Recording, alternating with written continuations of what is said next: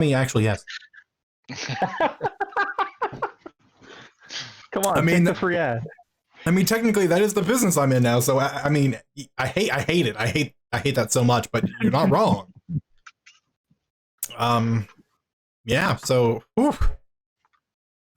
Coming down off of that giggle fit, I guess I actually hit that button. So we started, and we're alive, and that's me rambling right now. So, sweet. We're back here Friday once again.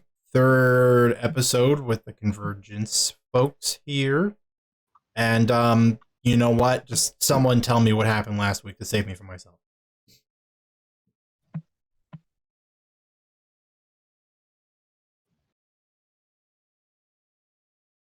We did it. I did it. I mean, I yeah. kind of want to hear about it so people know what you done did. I fought 15 of the rink, and he almost had me, but then my roles changed, and I had him. We were given the thing to take back to Kiki. I opened the thing like a bad child. As expected. And it's, of course, one of the cards that we are looking for. The hero of all cards. The hero. Indeed. Yeah. So, stuffed that back in the box. After many mishaps of trying to make it look pretty, it does not. And there were a lot of attempts. There were a lot of attempts. Take it back to her. Well, the it was number 5 who brought us back to Galiath? That's correct. It was 5. Traveled back to see Mother, give her the card, ask her about what she's doing with it. Realize that weirdly enough, we're on a similar trajectory. She makes the first joke she's ever made in her life. And got to enjoy the delights of the Kirel estate. Find foods, waited on hand and foot literally, spa services, hot stones. Raquel had her first spa day. It's very exciting. So much so that our long rest got us everything back. Bonuses. And all bonuses. Yeah. And on waking the next morning, Lithian is awake early for the first time ever. Tell us why. Get to see her father. Hooray! Yay. I've been informed by my other groups. I apparently have one strong, I mean, clearly amongst others, but like I have a one strong repeating habit when it comes to character developing, is I make very strong dad characters. And at first I was just like, all right, and then I realized, I just kind of looking at it, it's true. Fathers of most of my characters tend to actually be like really wholesome, good dads. That's not a reflection on myself at all. Don't worry.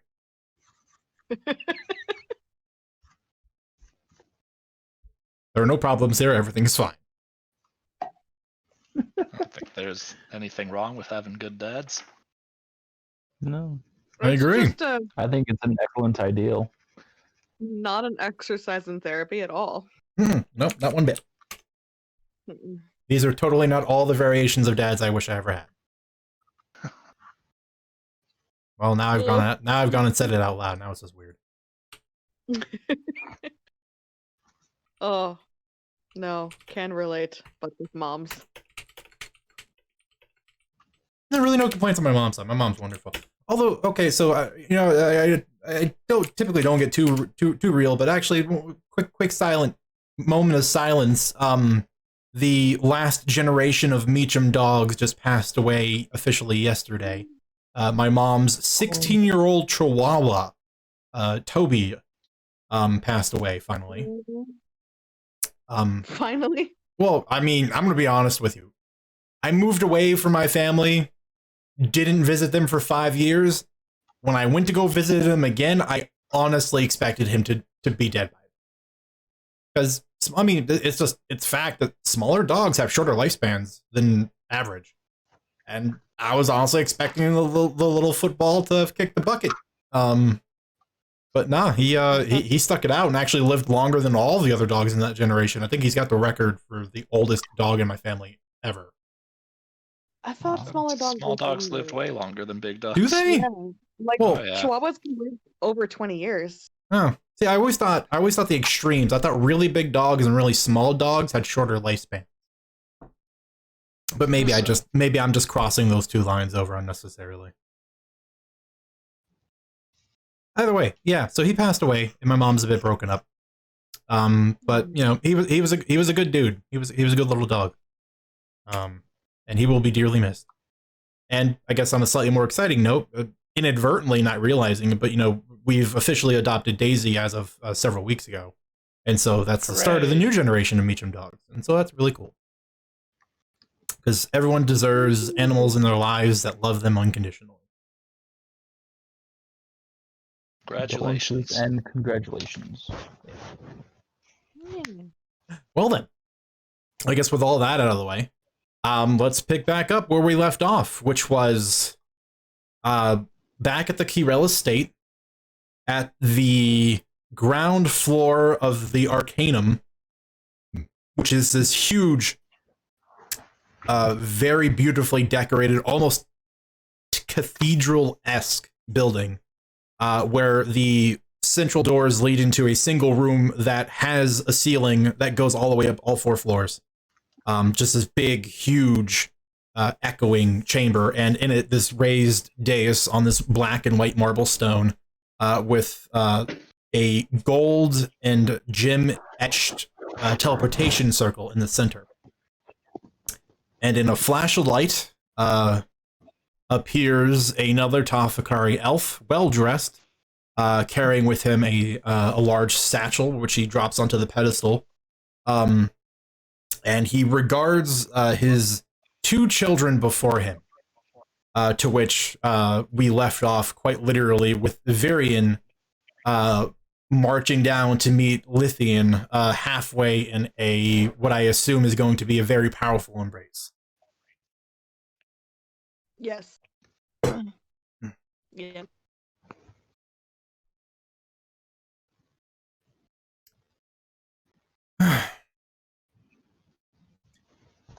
I will be honest with you, this is a much better surprise waiting for me at home than I'd expected. Thane, stop being your mother's assistant for once and come over here. And, you know, his skin darkening, which is the equivalent for Tafakari's blushing, he steps up and drops his demeanor for a moment, and there's a bit of a family hug. And then after a solid moment, Viren will do the classic fatherly step back and just regard both of his children moment. Even though it's not too infrequent, he, you know, misses Dane, but still, it seems to have a nice contrast between his daughter, who he hasn't seen recently, and his son, who he feels like changes every single time he comes and goes. Well, I guess all of the Kirels are here. Minus one. Well, I'm sure your mother will turn up when it seems well suited. She always does. I'm going to assume that we have some kind of meal prepared for my arrival. Seemed to always be something. And I am famished. Oh, of course. Absolutely. Even more than you will expect, because I have friends I've brought. So there's a lot to choose from. Well, this is great, but as we go, tell me about these friends you've decided to bring home. This is honestly, it's a rare occasion. Do go on. I'm very curious. Well, it wasn't exactly intentional. It's, well, you'll like them all. You'll especially like Hasvard. He's very dad-like. Kind of reminds me of you in some ways, but don't you tell him that I told you that. You, I mean, really, you'll like all of them. Martell is, you'll like her because she's like me. I don't know a lot about Tajira yet, but she clearly has an interesting story. Hmm. Yeah. Well, Been getting into trouble with these people for a while. and you've been keeping each other safe? Oh, you know I've done all the heavy lifting, but yes. Well, then they are more than welcome to be here. And honestly, by my regards, as good as family if you're willing to trust them. I do. I do trust them. Otherwise, I wouldn't have brought them to meet Mother. Yes, I figured as much. Although, have they... So they've met Mother. Yeah? Yes. And how did that go? I think they're all rightfully scared of her. But Hmm. weirdly, well, she was not very nice to me, but on returning this time, she actually made a joke. It's weird. Now, a joke that is a cause for concern, like an actual joke. An actual joke. You must have caught Yeah. your mother on one of her good days. I did bring back something for her that she sent me out for. So I actually did what she wanted. So maybe that's why. Well, fair warning. If you begin doing that too frequently, she's going to start expecting it. She already does. Well, yes, but the difference is the consistency of it. If you want to keep being the rebellious child, you can't keep doing what your mother says. That's true. I'll just do what you tell me. That's probably better.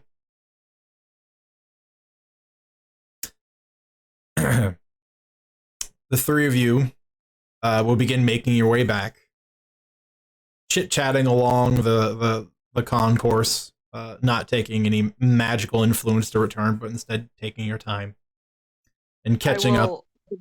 In this time, like specifically, again, Dane's gonna hear it for a second time, but regale with my fight with the rink. Oh, yeah. There better be pantomiming and like a little bit of over-exaggerating, which it doesn't even really need because it was so over the top anyway. Literally the same thing I told Dane the day before. He just has to hear it again. He'll occasionally flick a wrist and provide some sound effects.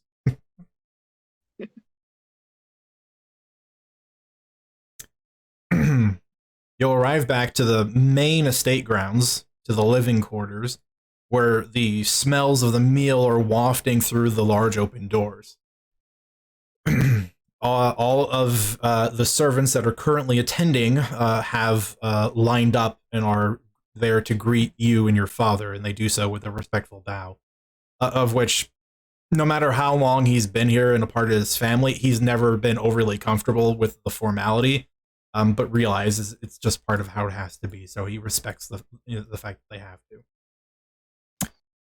When they enter in, Decino, the head of the estate, walks over, provides a bow, and then after a moment, Varian extends a hand and he shakes his hand and then pulls him in for a brief embrace. Good to see you again, old man. Thanks for taking care of the home from me while I was gone. He just nodded. Of course, Master Varian. I am always more than pleased to keep an eye on the Key Rail grounds. Please. Your meal has been waiting for you, along with several guests, which I'm sure you've been informed of. Well, I'm both hankering for a good meal and for a story, so let's go meet all of your friends, Lithia.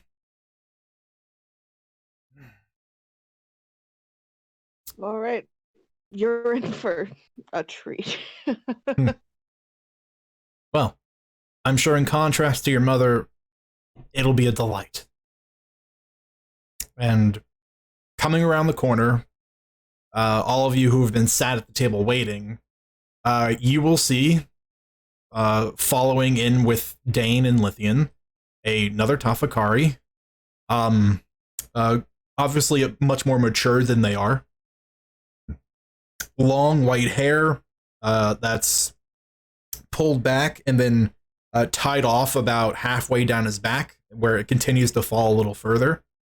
Very, very fine vestments, made at a glance. If you were, a bit more particular about your, your clothing, they look like fine silks, and they're embroidered in silver, with a shirt and vest, and then a nice, like cloak and coat combination, worn over top. But contrary to the matron of the Keyrail family, he wears and carries with him an air that is much more warm and welcoming. So much so when he comes in, he smiles at each and every one of you, giving a polite hello nod as he passes by, going to the seat that they are leading him towards. And then they will sit Dane or Lithian on either side of him. And without so much as a word, several plates begin being filtered in and put on the table, and you are served a decadent meal, much to the same degree as you did the night before. And very politely, over casual eating, Varian will, of course, have done proper introductions, and then we'll kind of just start openly speaking to anyone at the table, trying to get a feel for everyone. So, how did all of you meet Lithian? I think that's always a good jumping off point. Commonality. Well, I met Lithian shortly after one of her fights at an arena. And I was accompanying Sarah. At the time, we were told to meet her and that she would be a very valuable ally.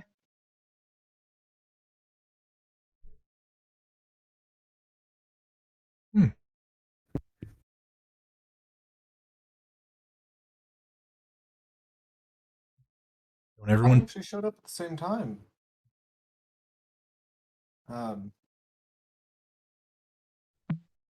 Met them at the arena. It was quite a fight.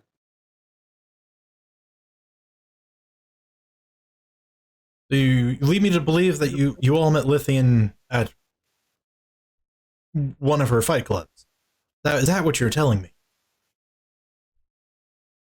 Well, Hasford and I did. Yes, Just Sarah's kind of known her looks for. into Jira. Yes. Didn't Sarah know her for I- quite some time, or no? No. They are just, related. Cousins. Oh, Oh, yeah, that's a polite way of putting it. I met her quite soon ago. We have not gotten to know each other very well. Hmm. But she is a very strong person. You must be very proud of your daughter. I am. She's always making a name for herself. Indeed, one of the strongest people I know. Well, she is the second strongest I know, but that is only because, well, the first happens to be her mother.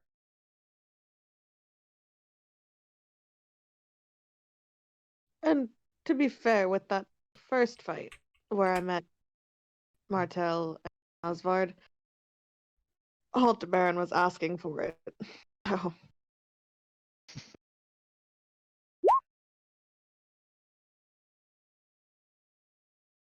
Tel just smiles. Yes, I understand the two of you have some history.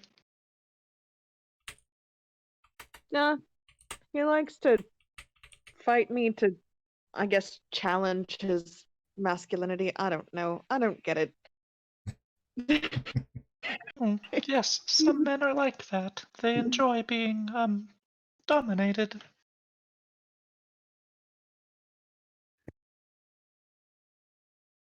Lithian will just like quietly wink at you.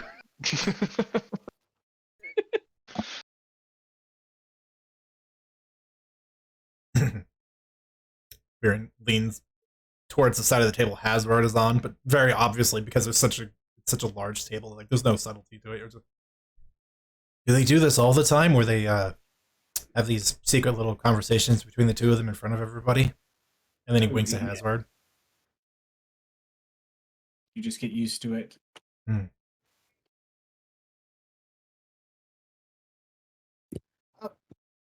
Where were you coming from, anyways? I was doing diplomatic relations, which is a polite way of saying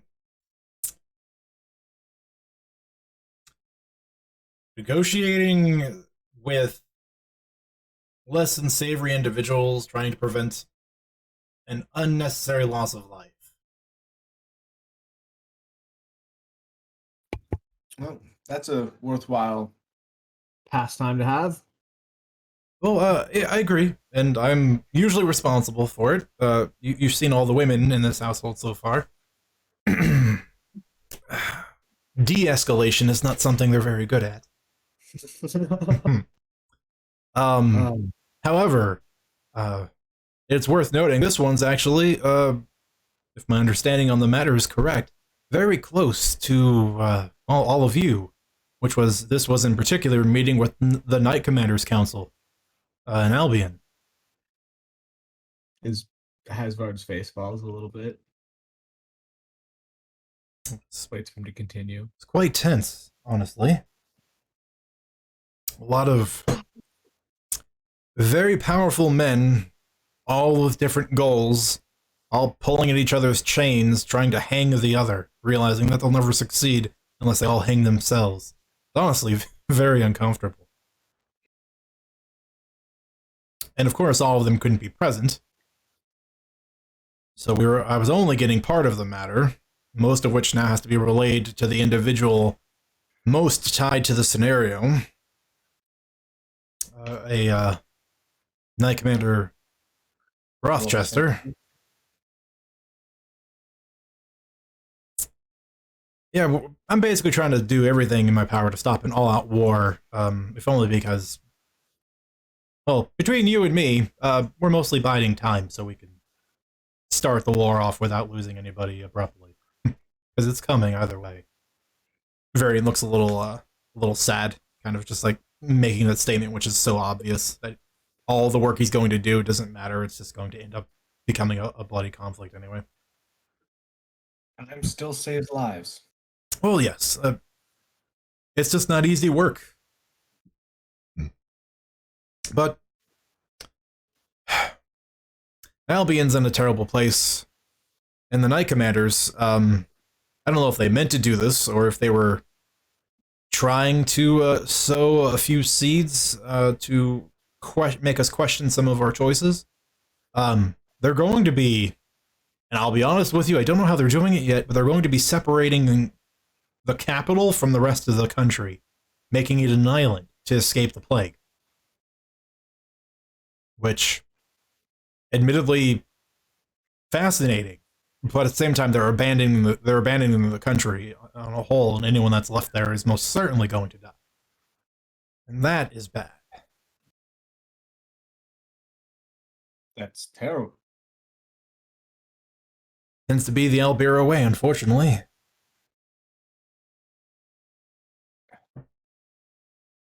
And is there any thought to the consequences of moving a large body through the water? I didn't pry. But Yeah, you're right. They don't care. the Albira are, to their credit, geniuses when it comes to these sorts of things. I'm sure they've asked all of the questions, and they've come up with as reasonable enough solutions as they could in the time frame they had. Lest the plague overwhelm them. Because if it breaches the capital city walls, then, well, what are they going to do? Then they're done for anyway.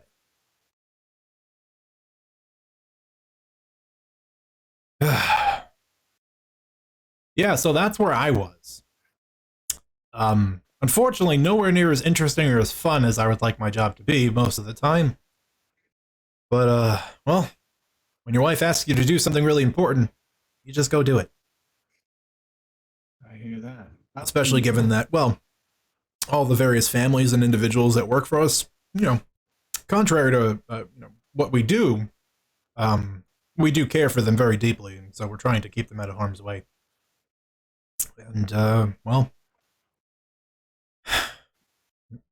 makes all the effort worth it. But Dane was mentioning on the walk over here that a lot of you are going, and correct me if I'm wrong, son, to Eridu soon?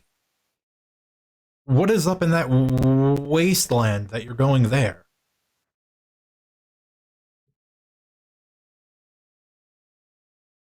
Oh, Kind of looks to Martel. surprisingly, a lot.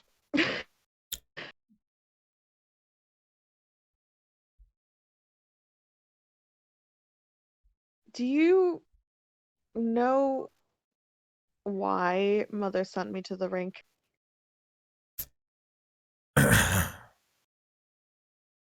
You looked in the box, didn't you? Of course I looked in the box. Do you know who I am? Oh, I know.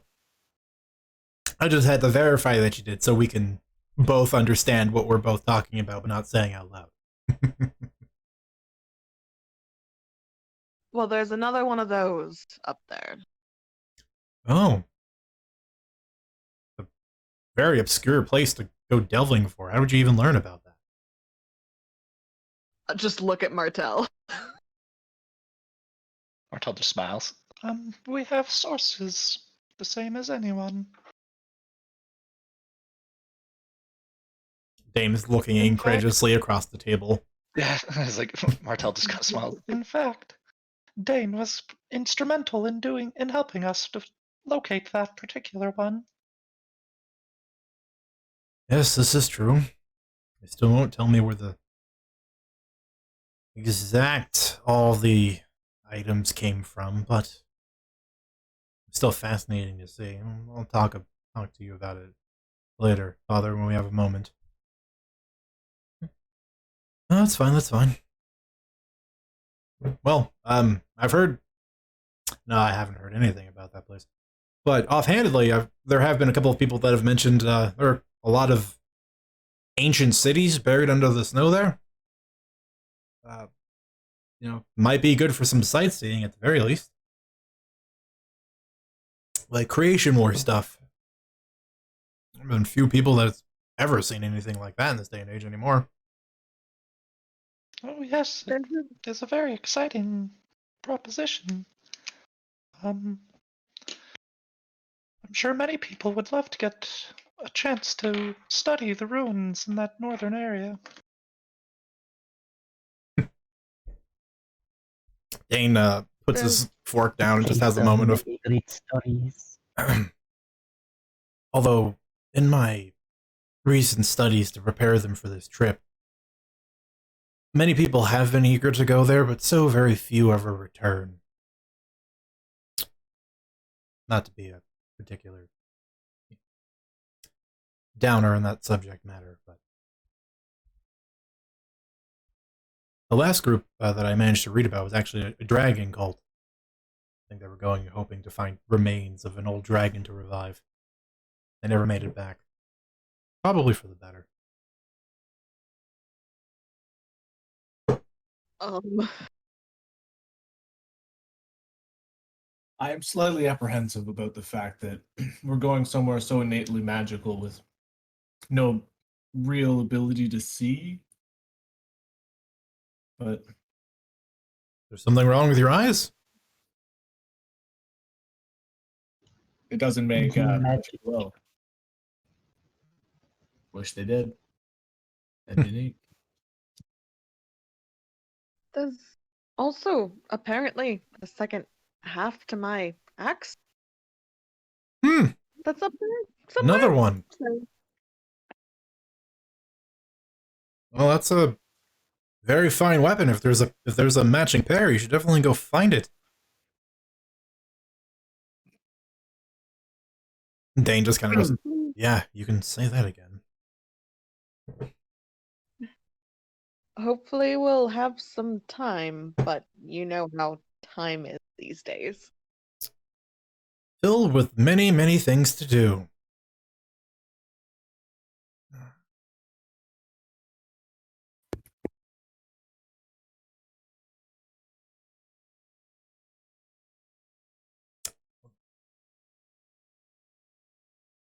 The meal will continue on. The subject matter changing to something a little less tense. Virian entertains and is a gracious and humble host. Again, a stark contrast to the matron of the household. And as the meal is coming to a close, and the servants have cleared away the table, he stands up and just kind of claps his hands together and gives a just a brief part bow. Well, it was a pleasure meeting you all. To those of you that are traveling with Lithian, thank you for having kept her safe, and I ask you, please, to continue doing the same as you go forward. You are welcome here in this household. No matter how, much tension you might have felt from my wife. As long as you are traveling with Lithian and things stay on good terms, you're always welcome to come to the Kirel estate. If there's anything that can be done or you need, you only but ask. We are here to help you in any way we possibly can. But Beautiful bow. Smiles. This is In honesty, your wife has been nothing but cordial and helpful to us. Agreed. She is just a figure of a very distinct presence. I tend to use daunting power. But, yes. Martel just points at him and nods.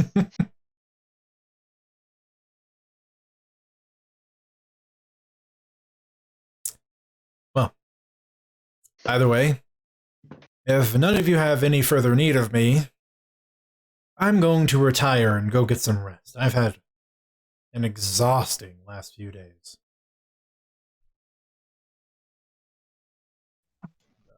Rest well. Glad I got to see you. I was here. Oh, of course. You really should visit more often. It's very hard to find where you are and to come see you, whereas you always know where home is. She'll stick her tongue out at him in a really childish manner. Mm. He'll step off from the side of the table and come around to yours, Lithian. And he'll just kind of wait for a moment and just kind of put out his arms again, asking for another hug. Obviously, we'll give him a hug. Mm-hmm. Again, it's just such a loving, full embrace. And then there's just a moment of, when you're out there, just be safe. Come home. Good to see you, That's Liz. the plan. You too. All right. Dane, walk me to my room. Let's talk a little. And then I'll return you to your friends here. The rest of you, it was a pleasure. Good luck in your adventures. And Varian and Dane will both depart for a brief period of time. Following this meal, is there anything anyone wants to do before Dane's return? Well, I mean, just some in-character stuff. Go nuts. Martel seeing seeing poor Hasvard watching Lithian and her father. Won't draw a lot of attention to it, but she'll just kind of quietly make her way over to Hasvard and put a hand on his shoulder and give it a squeeze and say, You will get your daughter back.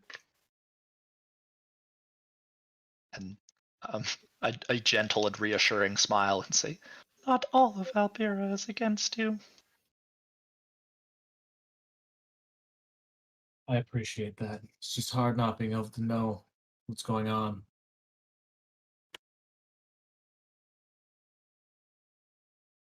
Not hearing anything for so long makes me worried. But there's nothing I can do except for what I'm doing here, and I have to accept that those that I care about will look out for me and those that I care about.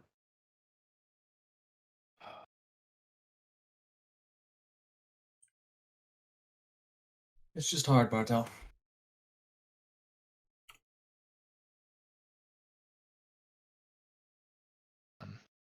Martel just, again offers you a little smile and says, But everybody was so blessed to have such a kind and caring father. I'm sure Trish is comforted knowing that you are out there coming for her.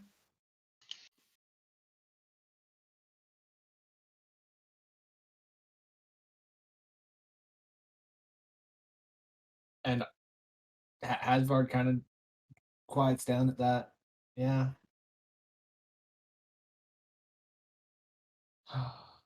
Takes another bite of bread and just kind of nibbles.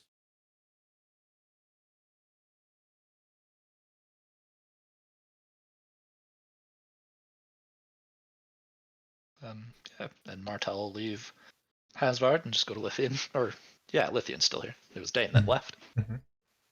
Just go to Lithian and say, Well, your father is very pleasant. You see why he's my favorite. He has a big cut. He does. And no matter what sort of trouble I get myself into, he always has a hug for me. And a vast influence, it appears. Yeah. I'm glad that we came at a time where he was here, at least coming back.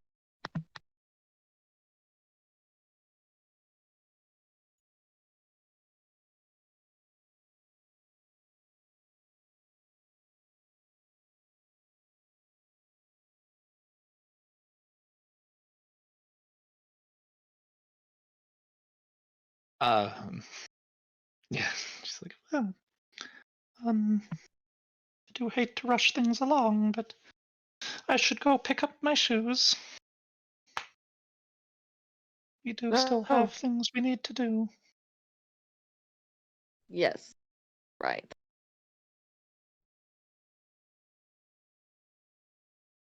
Well, we have time. Would you like company?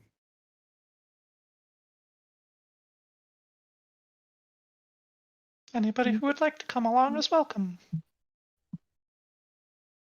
Be nice to see Jorgen again. That is his name, right? Almost. There's no G. just Joran? Joran.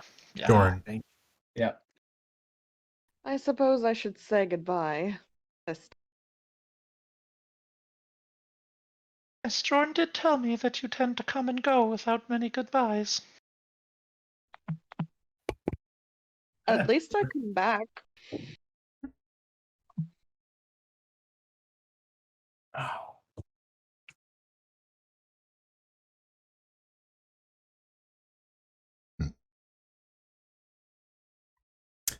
So it's off to Joran's place.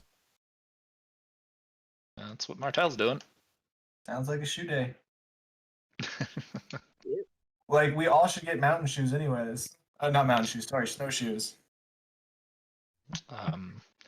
Yeah, yeah, I'll say that too. Martel is going to get some actual winter gear for once. um, Given the several descriptions she's gotten of how insanely harsh the mountains can be, or not the mountains, that northern wasteland can be.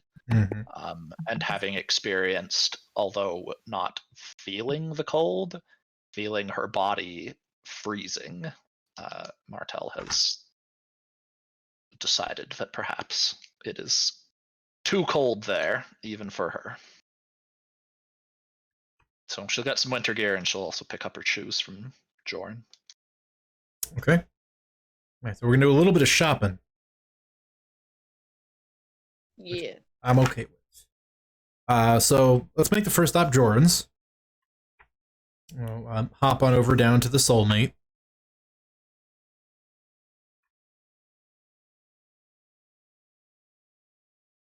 Really? I at least expected a groan, but all right. Didn't catch the end of it, so. Joran's store name is the Soulmate. I see. That's Did bad. we know that? I thought we knew that. I mean, I would have known that, but that's still bad. I don't hate puns like you do, CJ. I enjoy puns, so the pun was fine. Oh, there you go. That's why there were no groans, as I was like, yeah. Well done, Joran. That's a good name for a store. Well, you will arrive to the Soulmate. The door is resting slightly cracked. You will push it open and the interior bell will jingle delightfully. The interior is warm and welcoming. There are no customers in the store currently because it's quite early.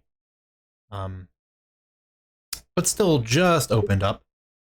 Jorn is standing behind the counter, currently standing over a opened up book of some kind, and just kind of like parsing over it briefly when he sort of looks up at the bell.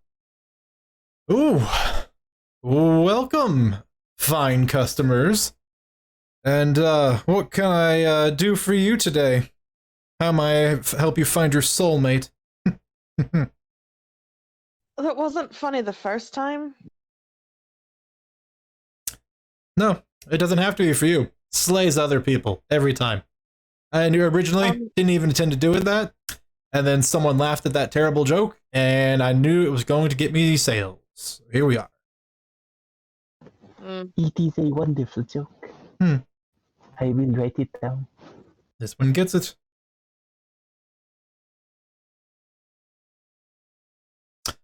Yes, well, I'm here to pick up my order, but it's good to see you feeling better. Rest will do that. And of course, an order well done will also raise the spirits. Let me fetch those for you. He will turn and step back behind the bright purple and golden embroidered curtain, and return holding it's a small wooden platform, and your slippers are resting atop them. And he brings them out and sets them down on the counter. Please inspect, touch, poke, prod, criticize, judge as harshly as you can. And then don't tell me about it and pay me. Yeah, Martel will definitely inspect the shoes. But I suspect they're a very fine make. Well, you can make me an appraisal check, which is just a charisma check. Okay.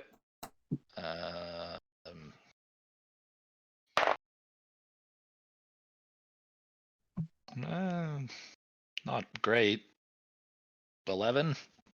Well, out of all the shoes you've seen in your time and shoes you have worn and observed at fabulous decadent parties and balls, these are amongst the finest you've seen. Like you can, because you adjust your own clothes, so you can inspect the seam work, the hand done decorations. Everything is just perfect. Yeah. Martel will smile at Jordan, say, Well, these are among the finest shoes I've ever seen. Oh, I What thank do I you. owe you? What did we agree upon before? I knew. Silly me, I didn't write it down. And I knew we talked about something. And he actually goes back to the book he was standing over and starts flipping through it. Martel. Martel smiles and says, It may not be in your book because when you were hungover, you told me it was on the house. But I would still pay. You know what? You are absolutely correct. How dare my sober self contradict my drunk self? And change anything about this marvelous pair of shoes and the marvelous person that will be wearing them. They are on the house.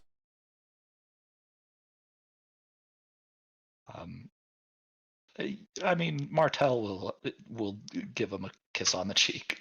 Thank you. You were very kind. As fine as a tip as I could hope to receive. Thank you, my lady.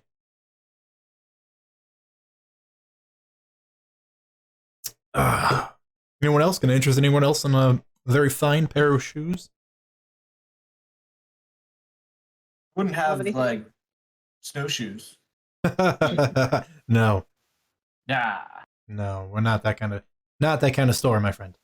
No, I realize I was Yes, just yes. I mean, given time, I could probably create a pair of shoes and then have an enchanter swing by and make them well prepared for a snowy, environment. But no, innately, no. I do make boots, but well, yeah, not very this went farther than I was expecting. It's in okay. demand. I was expecting to go to a random store anyways, an outlet store. It's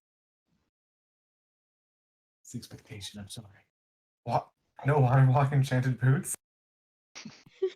Well, actually, those are right over here on the shelf here. Done in a fine series of blues and teals with silk insoles. They're very comfortable. It's like gliding over water.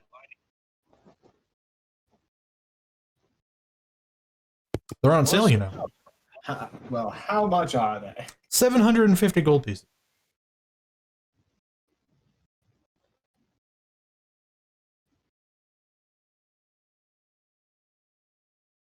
Yeah, no, me and my lovely self just gonna stick with regular snowshoes and just walk.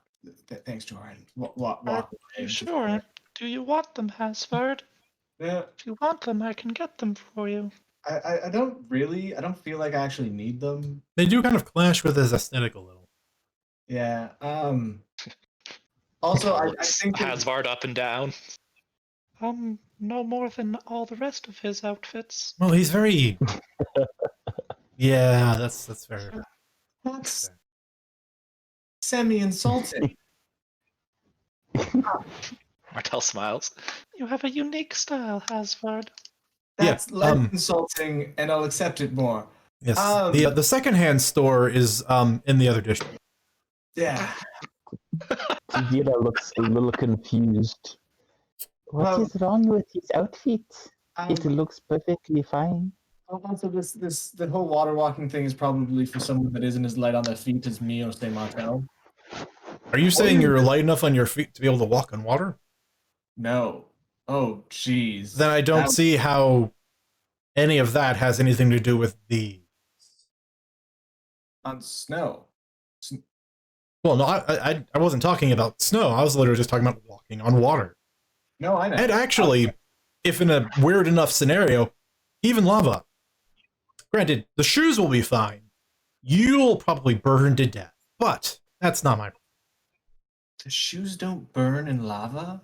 Well, they don't submerge in lava. The enchantment doesn't allow them. It's a liquid. It's a liquid thing. No, I get that. That's why I'm talking. Wait, but wouldn't it work on snow? That's beside the point. The lava would burn. It doesn't matter. No, snow is solid. You know what? Yeah, you know it's fine. You can't afford them anyway. It's perfectly okay. As I said, directions to the nearest secondhand store are that way. Just keep walking until the district gets a little less nice. We went from like kind of having a conversation to insulting to having a conversation, and we landed back on. We should probably go. Do you have Good, anything fine. interesting for me? Well, I already gave you your pair of the last thing I was working on for you to go see your mother. Sure. The other two pairs I have in the works won't be done for at least another 2 weeks. All right. Well, I mean, unless you want to I'll pay be- me a little extra to expedite them. Otherwise, I'll work on them in my free time. no. Take your time. You are the artist. I'll be back. Damn right I shortly. am.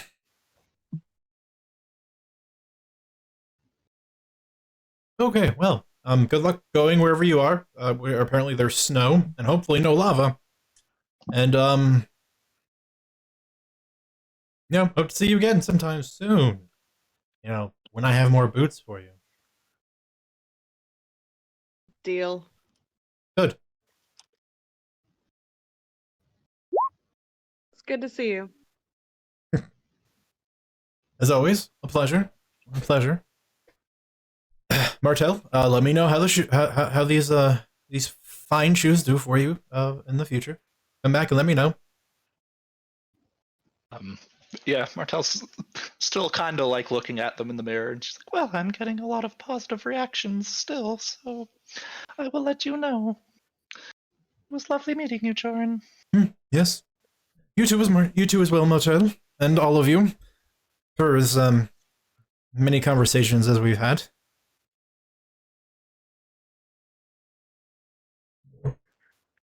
And enjoy the money I won for you on betting on your lives the other night. Thanks. It's going towards fixing my inn.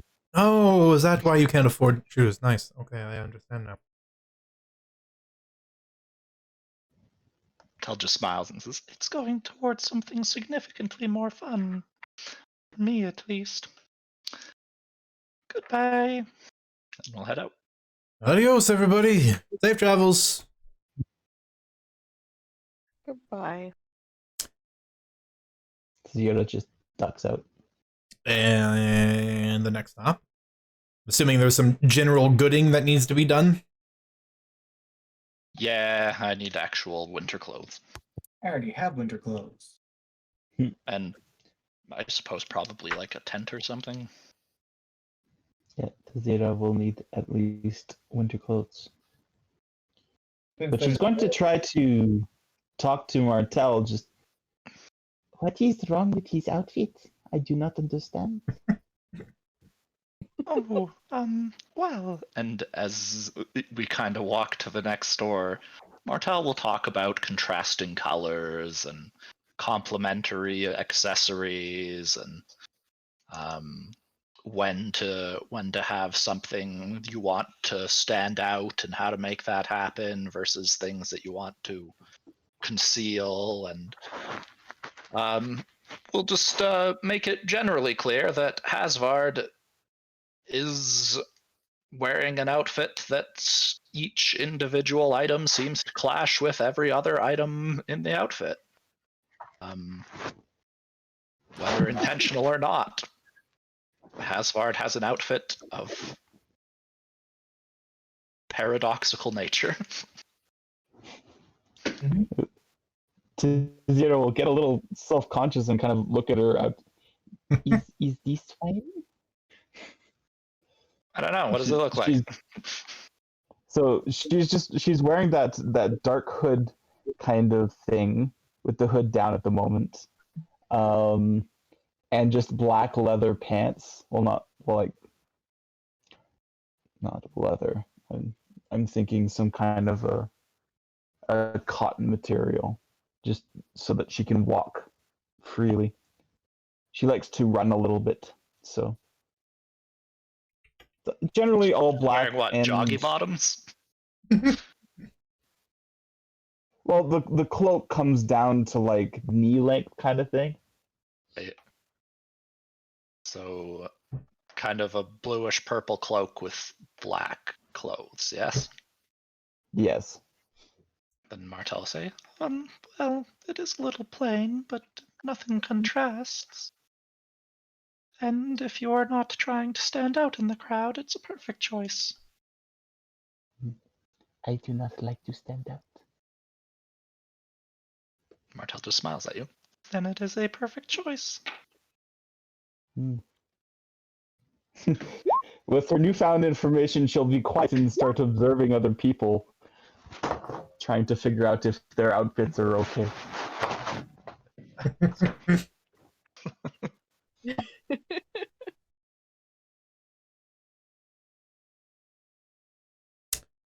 All right. So do you want to do the song and dance of a general goods store, or do you guys just want to get your gear and keep moving? I'm okay, just kind of getting the gear and keeping moving. I mean, if prices seem outrageous, Martell will negotiate, but we don't have to role play it out or anything. That's not. Hasbart will assist and help to give you advantage if the help action is still a thing. She will also double check with Lithian because Martell is getting stuff that she likely can't or won't carry, and double check with Lithian if she's okay putting it in. That was my next question, because since there's 4 of us, I was thinking we should get 2 two-person tents, and not many of us can carry a tent. As in, none of us except for Lithian can really carry a tent, unless Tajira can. Lithian carries everything. She's the pack I mule. missed something. Well, again, it's not so much that I'm seeing you as the pack mule, but rather as a person who has a bag of holding. Yeah, no, I know. You're fine.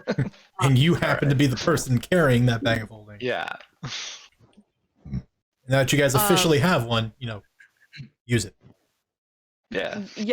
No, she with some like goading will be okay with everything going in the bag of holding. She will just be very particular that she has to be the one to take stuff in and out.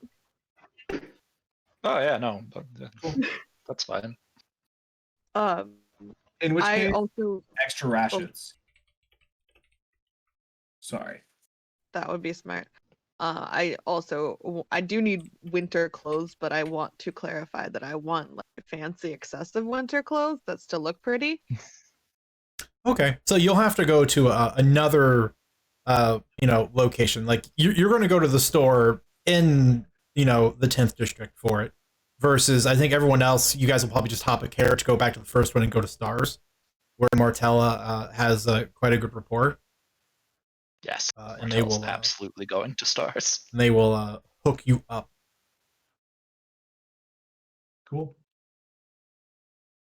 Yes. So we're just gonna kind of burn through a bunch of things. So let's get some prices. Give me a list of things, and I will give you costs. Winter clothes and winter sleeping material, I guess is how you want to say it. Like winterproof sleeping gear. I mean, you basically take everything and like the fancy versions for them for various weather types. You just increase the cost a bit. So if you want winter clothes or clothes acclimated for that type of setting, increase the cost by 10 gold pieces. So if you do winter gear but traveler's clothes, it'll cost you 12 gold. Okay. For Lithian though, who wants like fancy Fancy winter clothes, they're going to be 25 gold. Unless she wants, like, extra fancy, gem embroidered, and in which case we have to negotiate prices. She doesn't need gem embroidered, Okay, just like, just fancy. some embroidery. All some right, embroidery. Yeah. I mean, yeah, then we'll do 25 gold. Okay. Unless you want to go do the Mighty 9 and, like, 75 gold, very specific detail, embroidering, rush order in 24 hours bit. I am not Jester. Okay. just making sure. I just wanted to make sure that you had the option. I have particular aesthetic, but I am not Jester. Just for like clarity, because I don't have any of my books in front of me right now. Martel's happy with her current fancy winter clothes. What she wants is like a cloak, I guess, a covering to actually keep in the warmth. All right, yeah. She would want it to look good, but again, she's probably not going as fancy as Lithian, but would still want something that looks nice. A good, reliable cloak that is weather treated and with a little bit of fashion sense will run you 5 gold. 5 gold. Oh wait. Tizira will immediately buy that one and return what she got. In her size, of course. 2-person tents with a bit of extra oomph will also run you 5 gold apiece. So if you want 2, it'll run you 10. And these are air quotes weather sealed.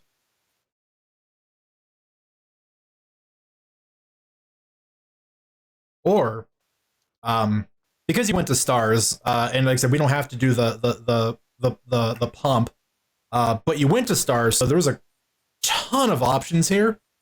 So you can get traditional just 2-person tents that are well built for harsh winter environments, or Star also has an item that will produce a magical dome of force that is temperature regulated and can be have its color changed, and is very convenient for traveling in harsh environments. It does just produce a tiny hut. How much for that? That for you, Martel, is 1,000 gold. Yeah, Martel will grab that. Okay.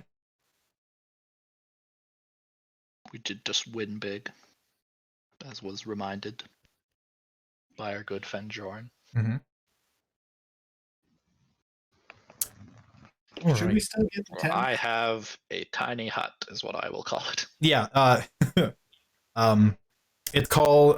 It's referred to as a camp in a box, because it is literally just a tiny little like 2-inch by 2-inch cube that you put on the ground and you push a button on it and it magically projects the tiny hut outward from it. So if anyone ever picks it up and then moves it away from that radius it's created, it'll shut it down, just like as if the caster leaving the area would then dispel the tent. And it refreshes every dawn. So you basically get the one usage for 8 hours every day. Cool. I will write you up the official. Happy to get that. I'll write you up the official item after tonight. Yeah, again, we don't have to roleplay it out, but Martel would be nice and catch up with Stars a little bit, or with Star a little bit, and see how things are. She'll show off the line of flower crowns she's having Quill produce, inspired by your flower. I was very excited to see that.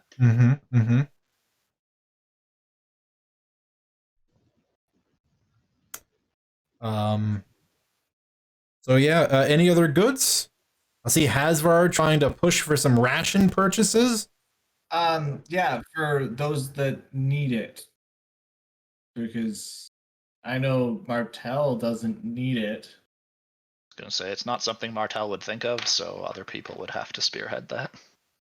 Well, Tijira would buy some of those. Yeah, I would spearhead it to Lithian and Tajira, being like, yeah, you just in case we get into a situation where we can't come back for whatever reason, for like at least a week, you should have rations for that. And water. I don't think that I'm there. Am I there? Well, 'Cause you probably would have passed by. I assume we meet up again at some point. Oh yeah, and you would Yeah. have passed by like the goods store in the 10th district where the fancy adventurer stuff is. That you could have grabbed yours, spent like 10-15 minutes there doing that, and then just puttered along with the group back to the first where Stars is. Okay. So yeah, just you're there. You're there. Because like we don't want to get into the situation where you have to hunt for food, because if you're not able to and you like it's gonna suck.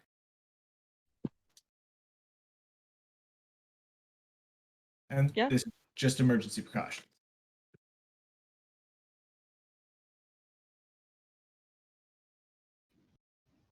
Your dad said to keep you safe. Yeah, he does that. And then I'll also buy one of those 5 gold cloaks because everybody was doing it, and I want one. They have a nice little Good to know Asphalt so easily gives in to peer pressure. they have a nice little gold embroidered star on them. Because Star doesn't miss a chance for proper branding ever.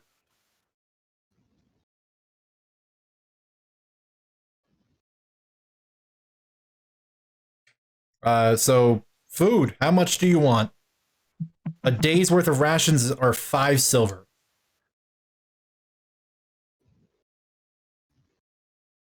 Yeah, to zero probably go for a week. So 3.5 gold.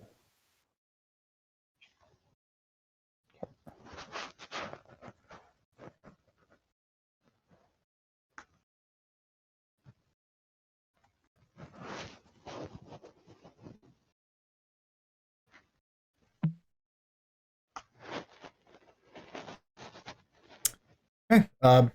Last minute purchases. Like I said, you also have a smattering of magical items available to you. There a warming stone? Yeah, that was gonna be my question. There are no warming stones. That particular merchant's not in this city. There are magically enchanted rings that have a very similar property. Rings of warmth. I have a note that Sarah gave me her warming stone. Taylor can confirm or deny that, though. I just have a note that says that. Well, I'm sure Kayla will inform us when she can. The rings require attunement. They do. Yeah, okay, no, I'm good. I'll freeze. Yeah, we're cold. How much are they? Rings of warmth go for 200 gold.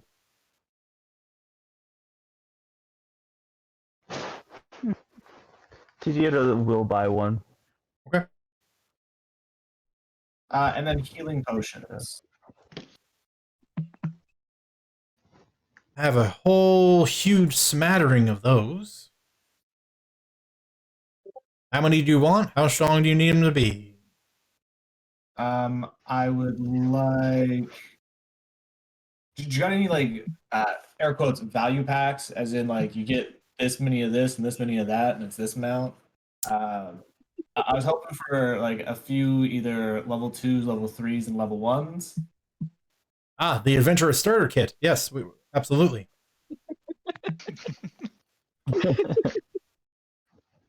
Yeah.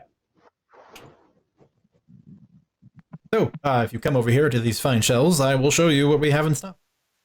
Which, like this section of Star Store is just rows upon rows of shelving and just hundreds of glass vials, in all kinds of shapes, colors, and sizes. It's very pretty, actually. And you get led to a section that's just filled with hundreds of red vials. So, the Adventurer Starter Pack is 4 level 1s, 3 level 2s, and 2 level 3s. And normally, it would run you, and let me go do some quick calculations, because I don't have all of these costs memorized.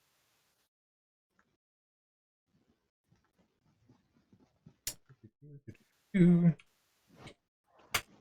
I always have just a cheat sheet of my potion prices. Yeah, I do too. I just didn't have it side open. at all times. All right. I really You never know should when just have somebody's them. gonna buy potions. Yeah, I really should just have them out.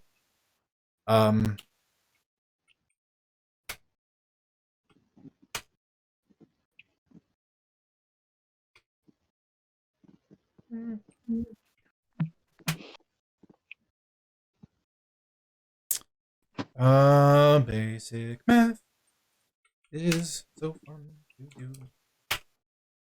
Okay. Adventurer starter pack. 4 level 1 healing potions, 3 level 2 healing potions, and 2 level 3 healing potions will come to a sum 30% off if you buy them all together, and it will be 675 gold.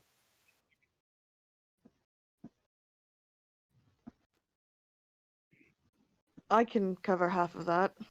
Okay, I can cover the other half of that. Thank you. Appreciate that, Of Lithian. course, of course, of course. Okay, so here is 30 platinum. And you said 700 and what? Or 600 675.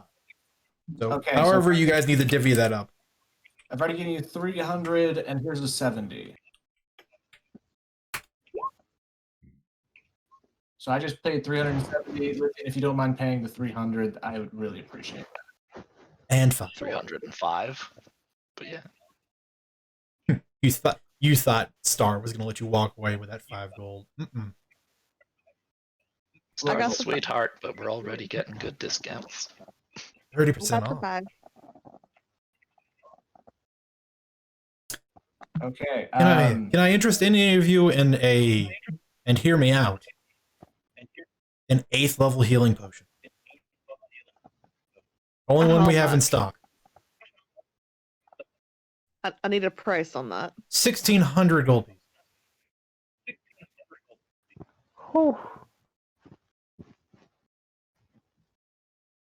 Like, I want to make the joke and say cut it in half, but jeez.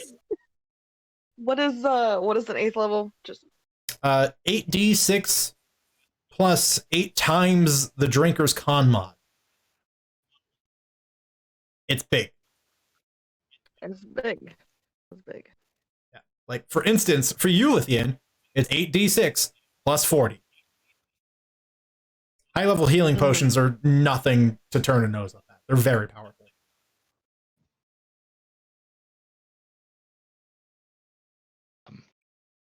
Martell smile. Stars, you treat us so well. Of course, I'll buy it. Oh, you're such a sweetheart. And you know what? Just for you, Martell, I'll knock off 100 gold. Don't tell Quill. Martell gets a big smile, and she says, Well, for that price, I'll walk out of here wearing nothing but my cloak. The peacekeepers told me to warn you about that. Martell just giggles. Okay. But I will talk loudly about how much I love it. That you should do. Absolutely do that. All right, so 1,500 gold. 1,500. Yep, 1,500 gold for a level 8 healing potion, which, again, the formula for healing potions is X D6 plus X times con mod. So just insert the number of the level and the con mod of the person drinking, and that's how much these potions heal. People with higher con mods get a bit more mileage out of them. But as per usual, you really can't turn your nose up at an average of 32 healing from a level 8 healing potion. Yeah, no kidding. Because, standard D&D healing potions just weren't doing it for me. So I done juiced them up. Reasonable.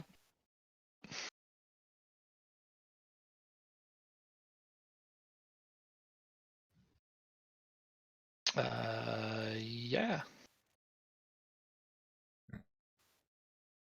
Cool. I think, unless Star is going to continue to sell us stuff. I mean, I have think a we're all very good. large inventory of goods. I could sell you guys things until the cows come home. Oh, I know you could. But I think we should get going. My wallet's already feeling a little emptier. If you insist. Don't worry, we'll be back. Bring back more money. Hopefully. If you More as money. we're leaving, If you ever want to put kiosks into inns, let us know. I mean, I'll think about it. Not a terrible one.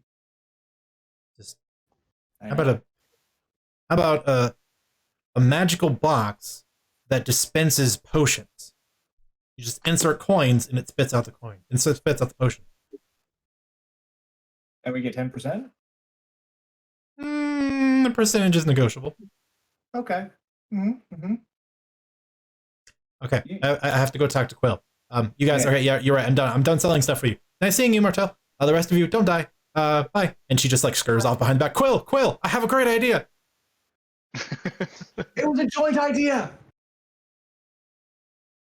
Yeah, as Martel leaves the store, she's like, wow, look at this new cloak I got from Stars.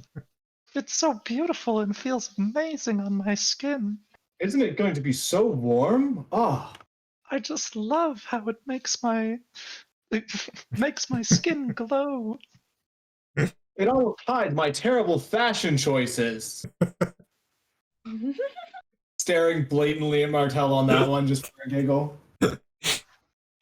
Martel is distancing herself from you. Not trusting your ability to help Star's sales. My ability is 10 out of 10. I don't know what you're talking about. As he chuckles because Martel's avoiding him and starts walking back towards where we're going. Like a child trying to avoid their uncool dad.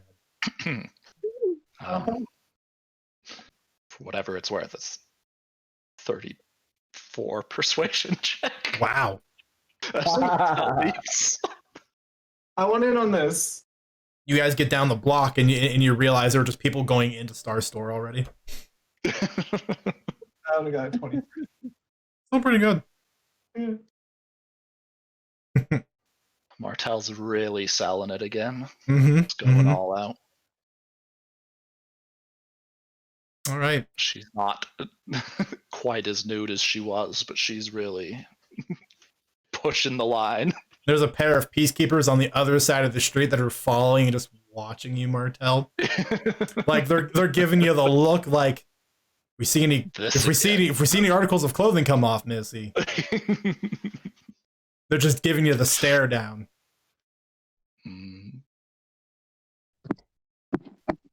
Oh, I guess for chat and anybody who wasn't there for this, last time Martel did some advertising for Stars.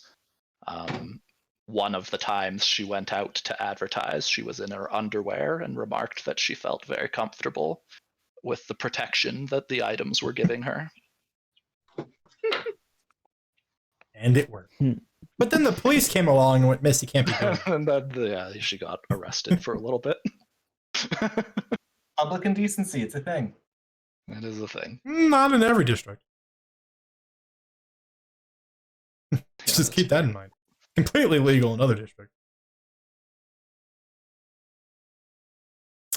Well, any other weird stops or necessary purchases before you head back to the Keebrell estate? I think I'm good. Happy? Okie dokie then. In which case you will all return via carriage from the 1st to the 10th district, heading back to the Keebrell estate, where you will arrive, and one of the servants will inform you that Master Dane is waiting for you back in his lab. And they will escort you. And for all of you that haven't been there before, the only one being Hasvard, Dane's laboratory, his magical place of learning, is something to behold.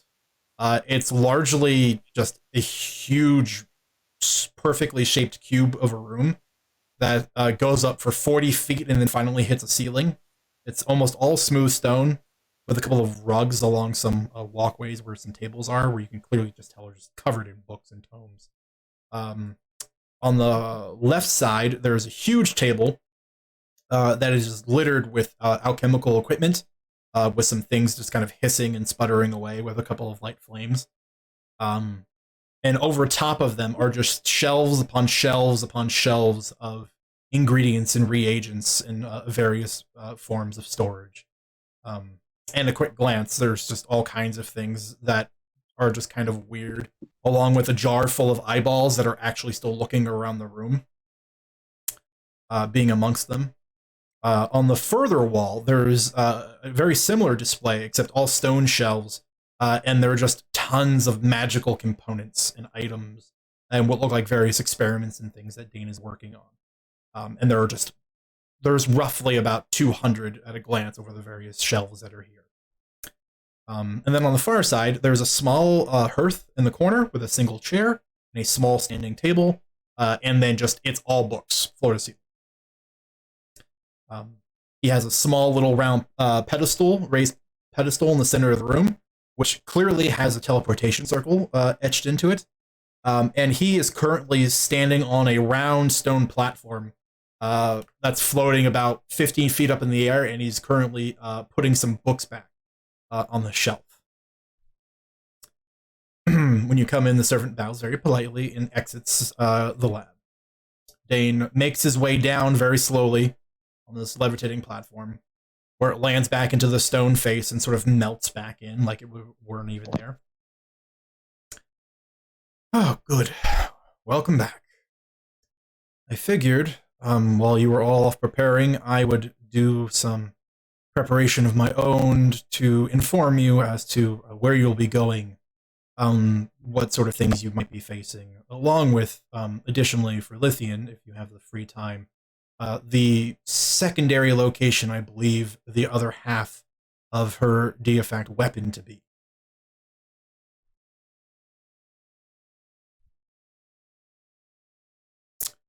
So, where would you all like to start? It's quite a long list. And he walks over to one of the long tables covered in books, and he just sort of like waves a hand and they all flip open to various pages.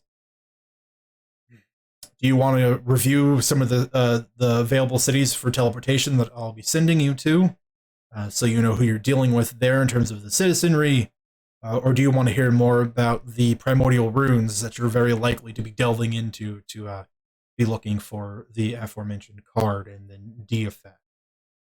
Or, I suppose, the various dangers posed by the creatures and other entities living out in the wasteland. A very long list of things to talk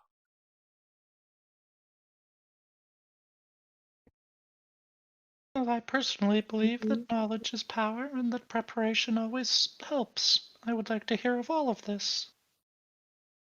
Yes, but where do we start? Probably Maybe the some. touch.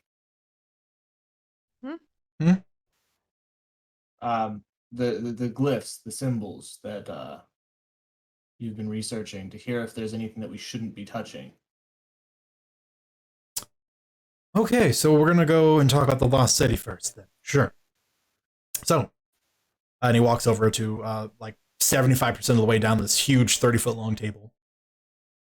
Varkelzar, otherwise referred to as the City of Blazing Amber, was, for a lack of a better phrase, the headquarters used by the primordials during a part of the Great Creation. It was more or less a factory that they used to pump out fire-based creations, literal physical manifestations as opposed to their more elemental cousins.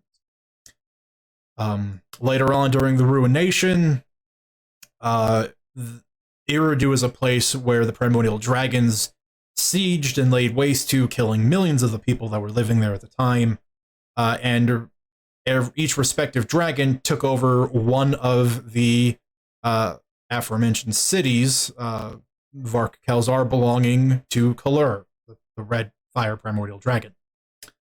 So, if you haven't noticed a theme so far,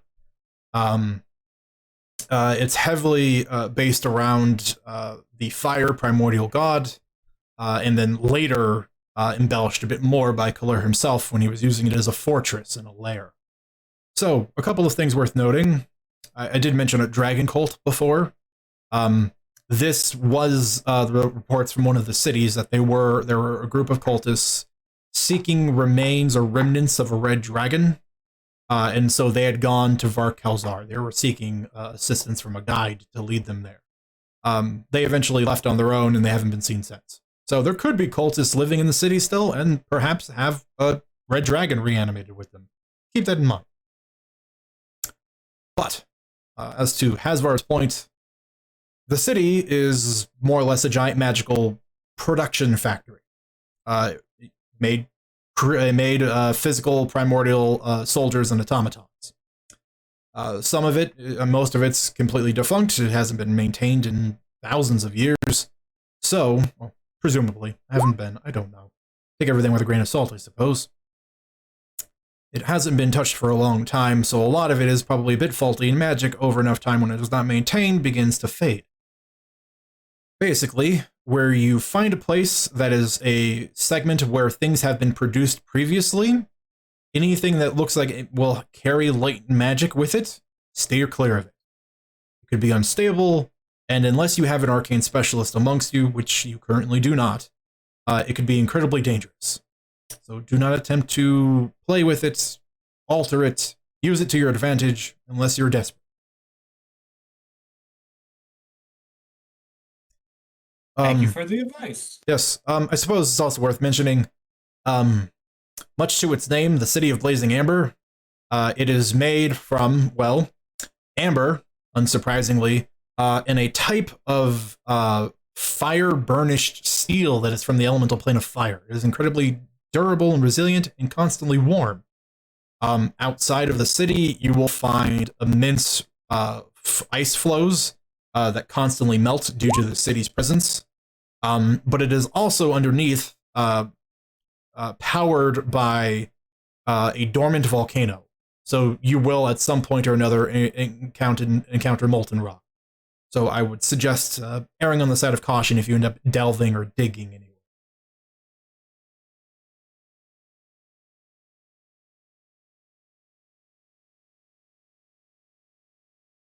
Now those boots of water walking don't seem like such a joke to me.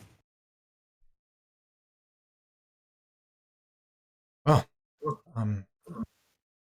anything else in regards to, at the very least, Varkazar?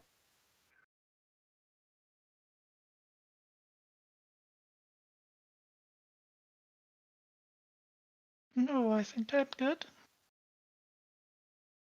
All right. Would you like to hear about the other cities, or just the other one that may contain the Diafit?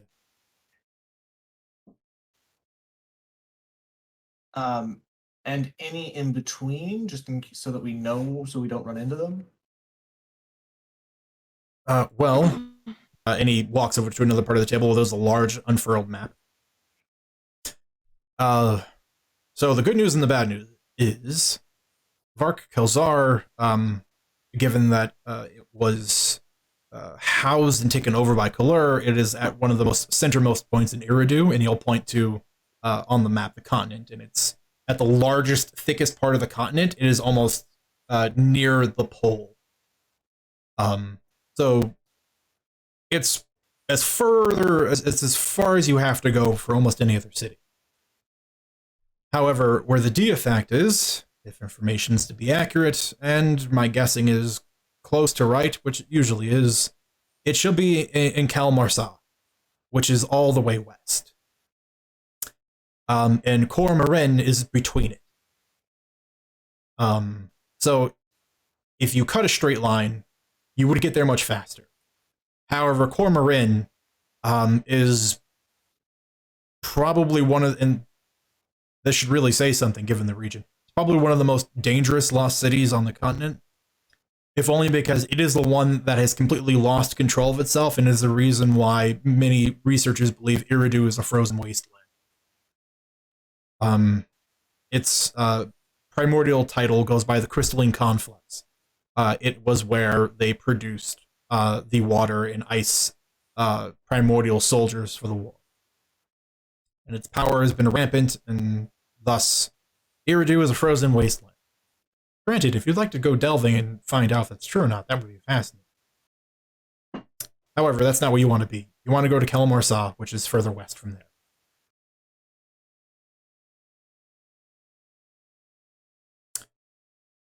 Oh, by the way, we haven't gotten to the creatures yet. Fair warning, I've been mentioning a lot of primordial factories used to create soldiers. I'm sure no one's missed that yet. If you're not taking notes, I'll repeat it again for those who weren't listening. But the important thing is, some of them are still actively producing soldiers. Now, it's not at a great number, but it is enough that occasionally there are roving bands of these things that exist. In the dozens, sometimes in the hundreds. And they're still out trying to do their job, which is end all mortal life. So, if you hear something that sounds like thunder off in the distance and there's no sign of a storm, you should probably find some cover. Good to know that we need to be a little sneaky. Probably a great deal sneaky. Otherwise, they'll kill you. Mm-hmm.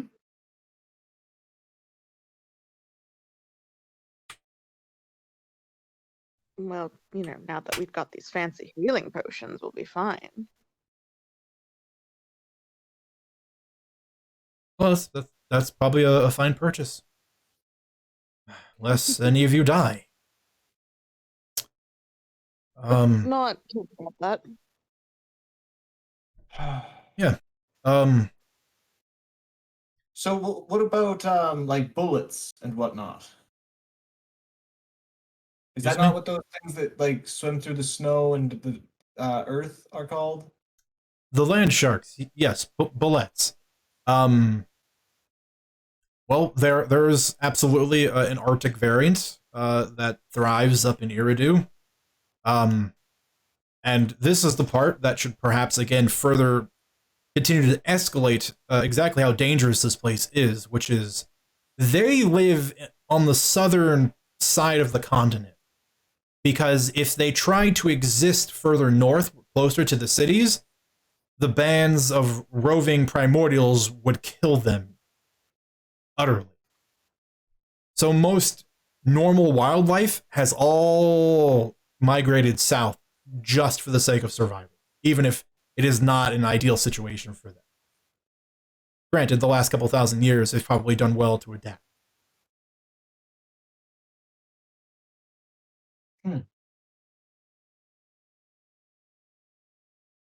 And obviously, we don't have any old map layouts of these cities, but that's all right. I looked, trust me. I No, I- sent messages to colleagues that have been studying these sorts of things. Very few people have ever made it close to the cities, and very few have ever made it inside and never come back. Well, I'll take notes on anything I might see. Be appreciated. Be one of the closest points we'd have of contact.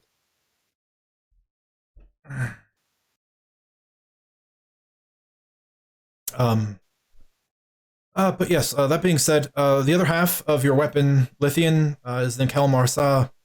Unfortunately, I don't have a ton of information about the city.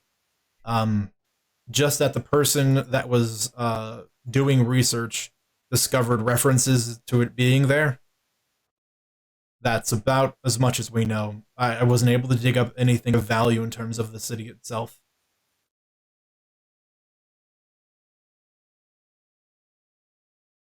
Well, I suppose we've had less information to go on before.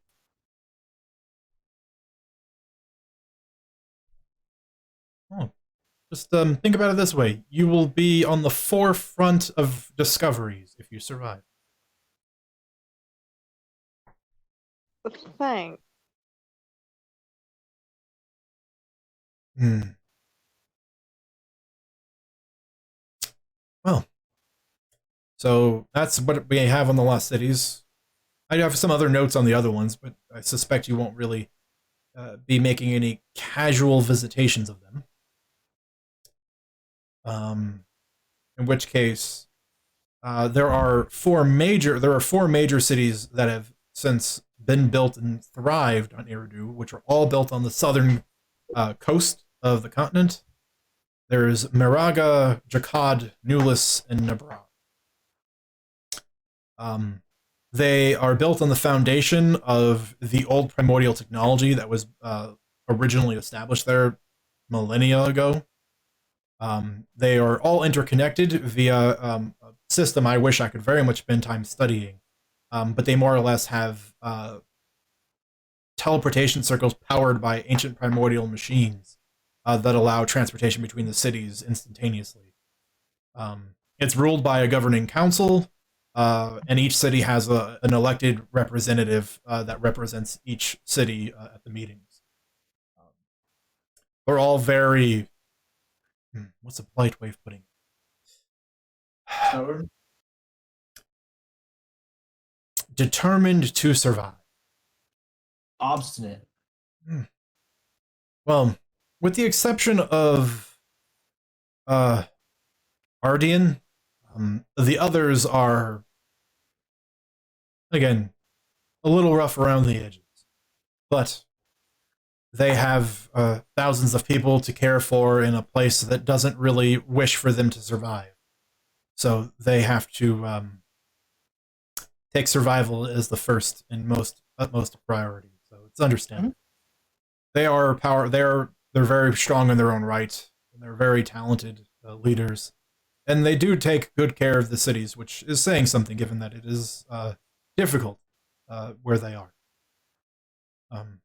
The people there are, for the most part, willing to help, but they're not very trusting of outsiders, especially since most people tend to come doing exactly what you're doing, which is wanting to go to one of the ancient sites, and either are doing so for the sake of trying to become famous or greed, or inevitably stir up a nest that they have to deal with later when they make it to one of the cities.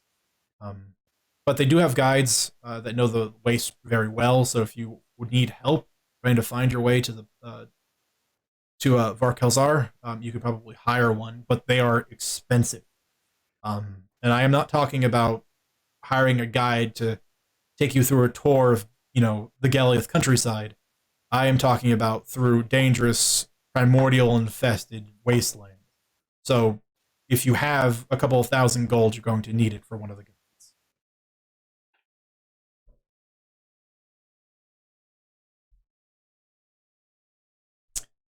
But all of the cities are well equipped. They'll sell goods to you, but expect the prices to be a little bit high unless you're unusually charming, which at the very least Martell is with you, so you probably would stand a chance of not being ripped off at least.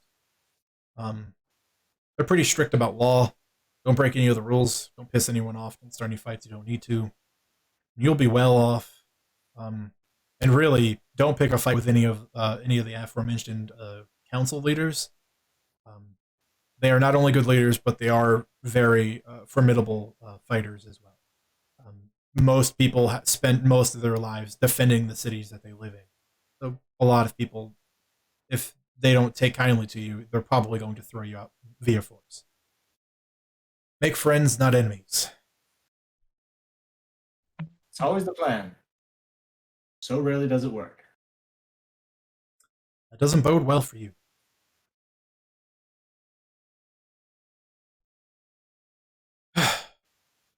Okay. Anyone need like a bathroom break? The briefing's getting very long. This is both an in-character and out of character question. In character. No, not at all. Out of character. Yes, please. Okay. Seems well timed. In which case, we will get into monsters and minions of Iridu when we come back in about 5-10ish minutes. Around like 10 after. He gave three of them. Thanks. Cool. Are they not the cities?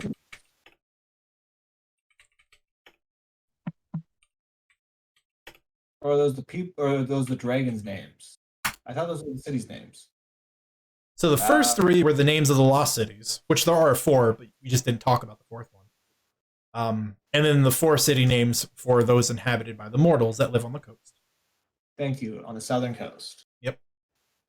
It's a big continent, so it's very widespread. That's okay. And if you have teleportation, why not? Well, I mean, they do. They're very fortunate in that regard. And we will be back shortly. In about 10 minutes. Don't say anything stupid. Who, me? I don't know anyone. No promises. Don't say anything racist.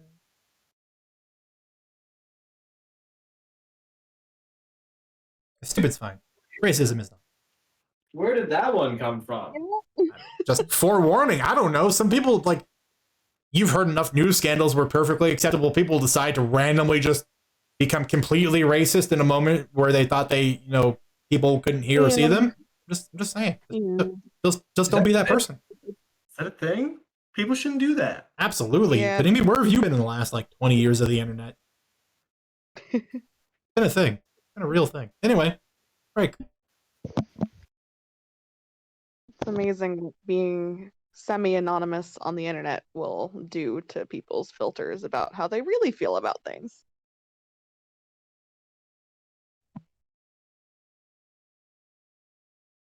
And I'm alone.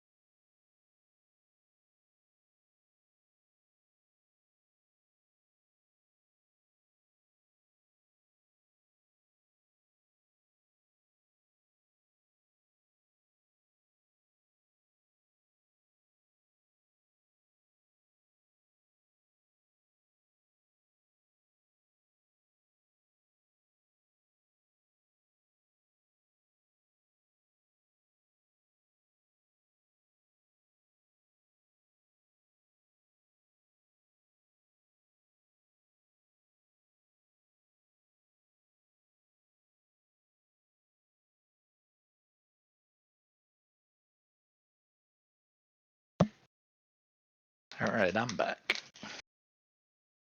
Welcome. Thanks. Hang out. If anybody's out there, I'm happy to chit with chat. But if not, I'll hang out with you guys. No, I see. You like them better. It's because chat is sweethearts. Wow, You guys I are see. just hearts.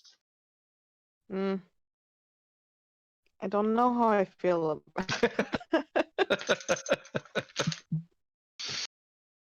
because I'm just I love you guys. imagining the literal organ. Blood. Well, I didn't mean it like that. Blood. You gotta just stop saying blood there, Tim. No. Please continue. Starting Yes, I'm beat. aware that the heart pumps blood. But all you did while we were talking is say blood menacingly in the background. Repeatedly. I don't know if you can say it without menace. I mean, you can certainly say it with less menace than that. Blood. There you go. See, that's not as bad. I don't know. I find that more disturbing. That you're excited about blood? Yeah, a little bit. Nah, I disagree. Did you guys hear him? He was like, blood. True. Blood. Come on, Tim. Take it down a notch, man. Blood. not better, I'm supposing. Well, now you're trying, so it's not as creepy. You were just doing Yeah. that without trying. Slightly creepy. That was the creepy thing. I'm bothered by this Dexter. The button keeps disappearing. So you're You bothered by are what? echoing. Yeah, you're echoing real hard. That's dumb. I'm bothered by this Dexter gif because Oh. the button keeps disappearing. I haven't. Oh, the yellow button? Yellow? It's Whatever color yeah, that it's is. repeating on my screen.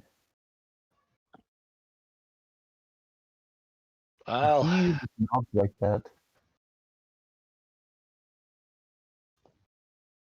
that'll teach animators to forget something. Well, to be fair, I'm sure it wasn't made to be played over and over again. How When they dare, made how the- dare they be overworked and underpaid? You know, I think there's probably well, I guess nobody's paying for gifts nowadays. Yeah, nobody pays for gifts.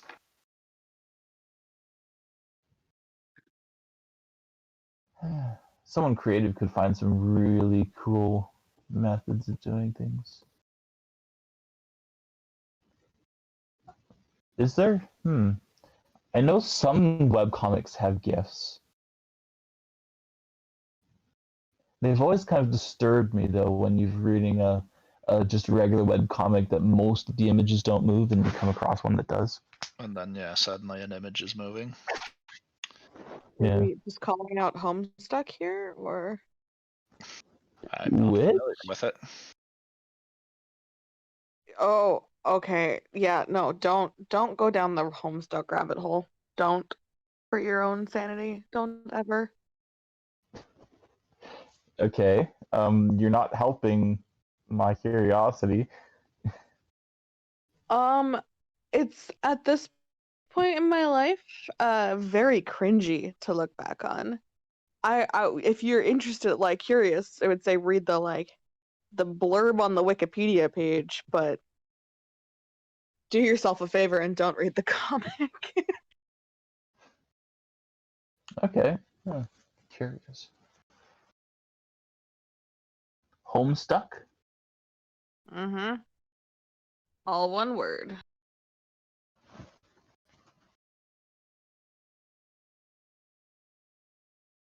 Cringy like no longer entertaining, or cringy like CJ's lecture on racism? I'm sorry, what did I walk back into? Cringy like early to mid 2000s emo kind of cringy. Ah, I read you. I really want some Where context. we look back on it with fondness but also cringe. Homestuck. Hmm. Yeah, what was that show? Oh, there was like a Saturday morning cartoon that was like about like a lady. She was like a spy or something. She's always wearing leather, and it was kind of one of those like late 90s. Oh. Carmen Sandiego? No. There you go.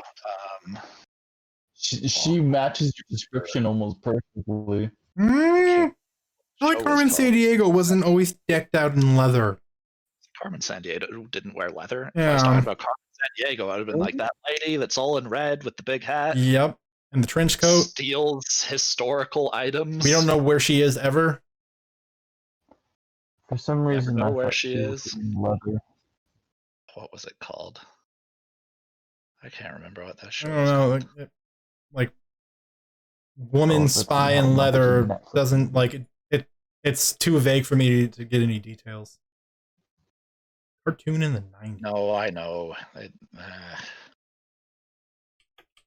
Wait, are you talking about the one with like the panther and stuff? No. I don't think so. Hello? Hi, Tim.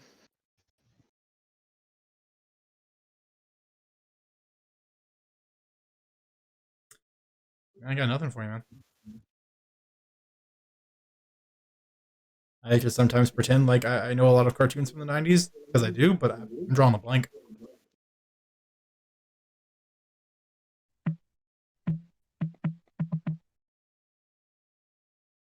Oh well, that'll be a Google search for me after the game's over to try to find out. Yeah, yeah. I'll have to find it at some point. It's driving me crazy.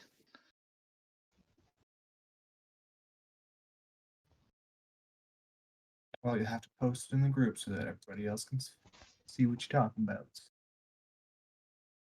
Yeah, Mm-hmm. nerd. I mean, geek. Whatever. Anyway, it looks like everyone's back. Define back. Ready to listen to me lecture to you as another person about monsters and things that will possibly kill you. Yeah. Yeah. Perfect. I- All right, put your listening ears on, everybody, and grab a pencil if you're so bold as to take notes.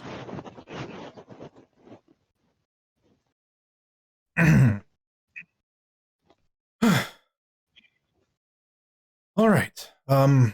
Moving on. Dangers of Iridu are vast. On the further southern side, where a lot of the wild inhabitants roam, there are mammoths, there are snow tigers and leopards. Pardon me. There are glacial stalkers, but they kind of pass over the boundaries. They'll sometimes venture further north, given their abilities for blending in and stealth. There are bullets, as Hasvart has mentioned before.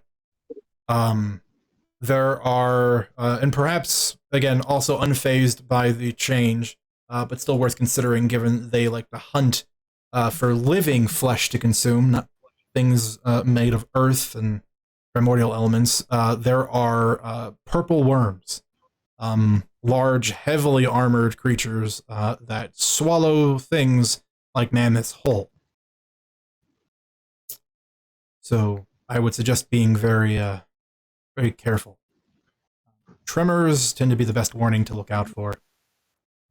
You can also kind of denote various spots where it is predominantly ice, where their digging will have caused the ice to misshape over a period of time from all the shifting. You can tell whether or not if it is a frequent area of visitation for these beasts. So Let's see. basically, like snow hills in unnatural spots because it's pushed up. Yeah, they're a bit sharper near the top, less mounds than they are, I guess, blades. Again, over time they might have rounded out, but yes, any place that seems too hilly, be wary of. And last but certainly not least, there are giant snow owls and creatures called peritons, which are large, antlered, taloned, partially canine, partially bird creatures that have a vicious streak for hunting, in particular, humanoids. They tend to live up in mountains, but for better or worse, whatever happened to Iridu attracted a group of them some time ago, and they've become very prevalent there. What was that last one's name? Oh. Thank you. Yes. You've actually encountered, seen at least one of these before. That was when you were up in the mountains fetching the last.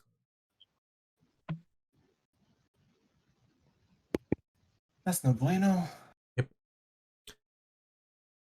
Alright, so other than the wildlife, the next step up of things to consider is when you get closer to the various cities, their existence will have affected the terrain, so you have to be a bit careful about certain areas based off of what they were responsible for producing. So as previously mentioned, Vark Kalzar is built on an active, well, rather, it's built on a dormant volcano, but uses the power from the heat to keep it running, at least as operational as it can be. But a lot of that energy will bleed out, and so occasionally there'll be steam fields, which, if you were caught in, especially under one, could severely burn someone in a way that will disable them. And likewise for the other 3 cities, various elemental hazards. Just kind of keeping out for anything that doesn't seem like something you'd expect to see in an Arctic region. Everything is pretty straightforward when it comes to spotting these sorts of hazards. However, the less easy to identify and far more dangerous ones are the large fields of wild magic that exist. As I mentioned, Eridu is a place where there have been many battles fought from both sides during the Creation War and the Ruination. And it is rumored to believe it is the place where the primordial dragons made their last stand. So if you could imagine all of that power converging in the one place and their subsequent deaths, if it is to be true, there was an immense amount of energy that was released, and some of it has bled into the earth, and has magic act wildly when used within those fields. So if it is possible, use magic as little as possible, or try to identify when you have found yourself in one of them so you know to avoid using it. Yeah, a nightmare for people like me.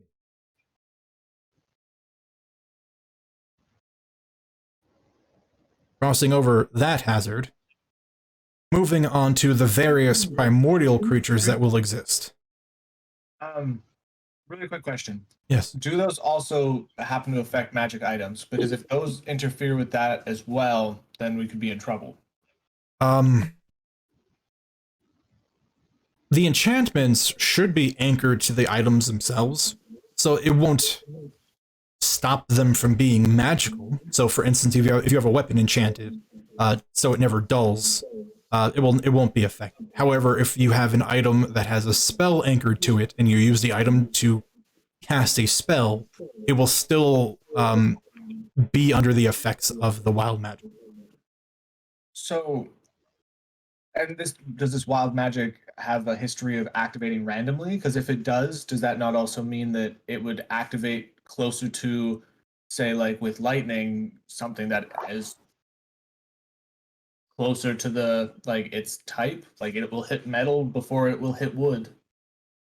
To be quite honest with you, I've never been, and I've not researched, and there's not a whole ton of information on it due to the dangers of trying to research it.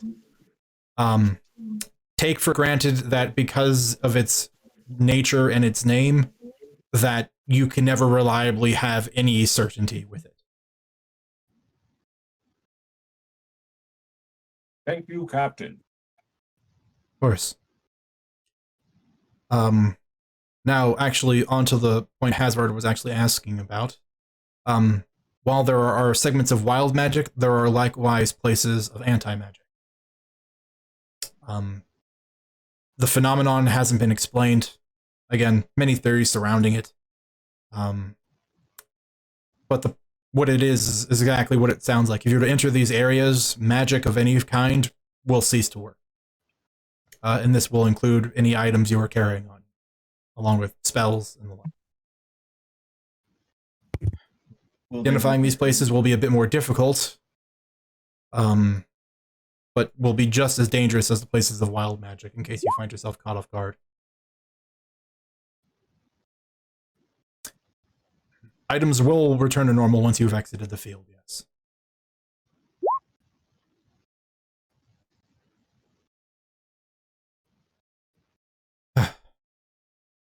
Last but not least, the primordial creatures that roam the further northern wastes. You will, of course, encounter your varying types of elementals due to the heavy concentration of their related elemental fields. You will likely see corresponding elementals depending upon the closer proximity to which city you are near. Fire elementals, air elementals, water elementals, frost elementals, storm elementals. Not likely any earth elementals. But who knows? Be prepared for just about anything. And then perhaps more dangerous, as I mentioned before, the hordes of the primordial constructs that the factories pump out occasionally. They know not to harm each other, and they see each other as allies, so they come from all the various cities and create these huge, just dangerous hordes that kill anything that is living, and reduce it to its basic parts to then be brought back and used to make more of themselves. The coastline cities occasionally fight off these hordes to keep themselves safe because they make their way down there inevitably. There could be any number walking about at any given point in time, from a couple of dozen to a couple hundred to a couple thousand. Vigilance is key here. Scouting ahead to try to find traces of them having been nearby will be important. And do note, if they are in a field of wild magic, they will be more dangerous, and anti-magic fields do not affect them. So keep that in mind if you do have to maneuver your way around them and you think you're trying to be clever. But the constructs are what they sound. Constructs made from corresponding elements, armed like typical soldiers, armored, given weapons. The good news is they are pretty brainless without someone overseeing them, or a being of higher intelligence. Typically, the greater primordials were the one that would do the commanding, and they would win by overwhelming forces. So them on their own, they just kill and fight and fight and fight and fight until they can't anymore. So engaging in combat means you have to fight to win, otherwise they will continue pursuing, and they do not tire. So if you have to fight, pick carefully.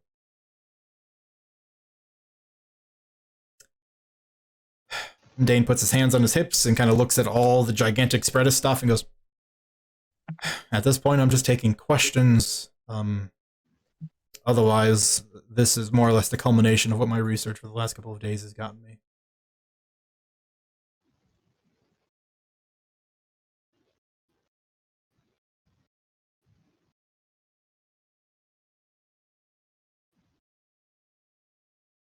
Realize it's a lot of information. Just let it soak.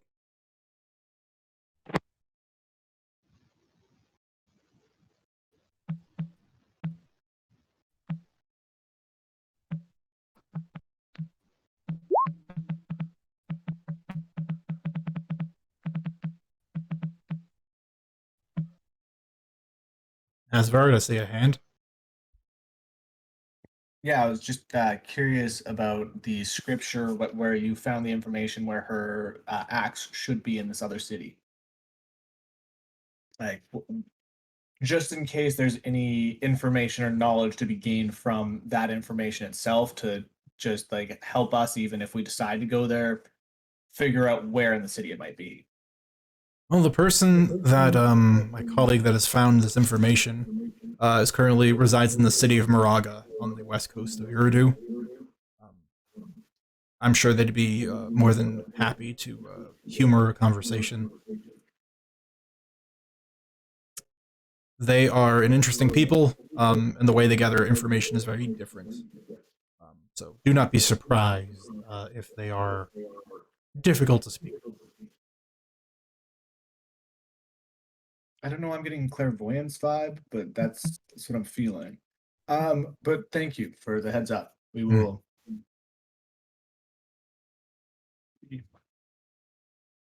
I'm sure they'll be interesting. Any faux pas that we should know of if that's where we decide to go. Of course, everyone needs to figure out where they think we should stop off at first. But if your contact's there, that's probably the best spot. Well, and yeah, I'm getting an echo On me? from someone. Not anymore. My contact in relation to the other half of Lithian's weapon is in Moraga. In regards to hiking out to Vark Kelzar, the nearest coastal city is Nulis. So it depends on which goal you wish to pursue first.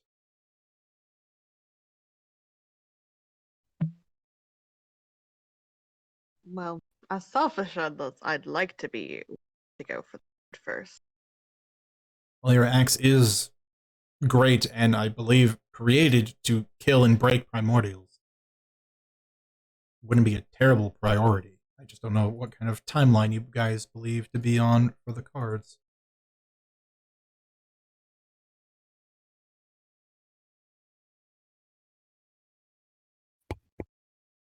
I'm of the mindset of hurry, but at the same time, hurrying could get us killed.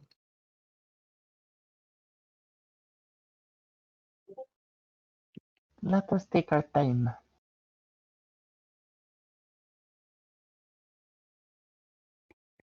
And a stronger Lithian could keep us alive.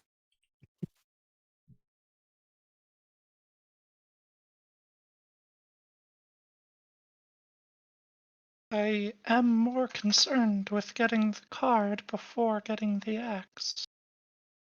But if everybody prefers going for the axe, I will not push the issue.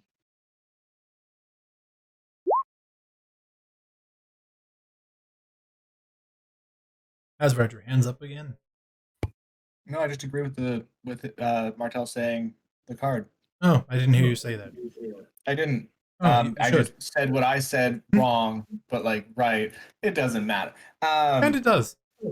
Yeah, it does. So my thing is having her be stronger is great, but yeah, we're in a rush. The card is probably top priority. We've already delayed once by going to the rink. Us having the information means that somebody else could also have the information. Again, just the concern.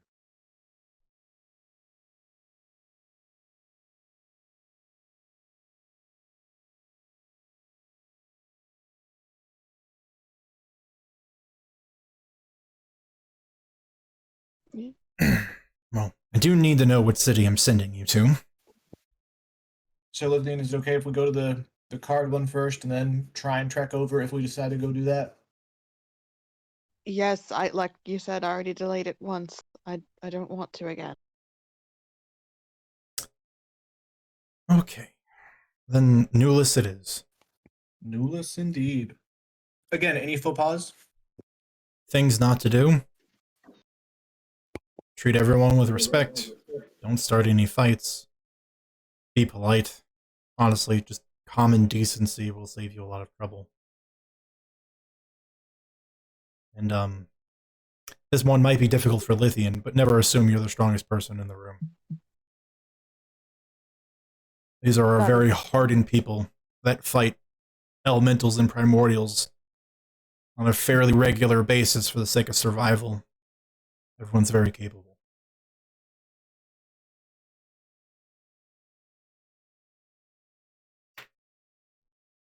All right. Well, if you have all of your belongings and you've made all your purchases, I can send you now.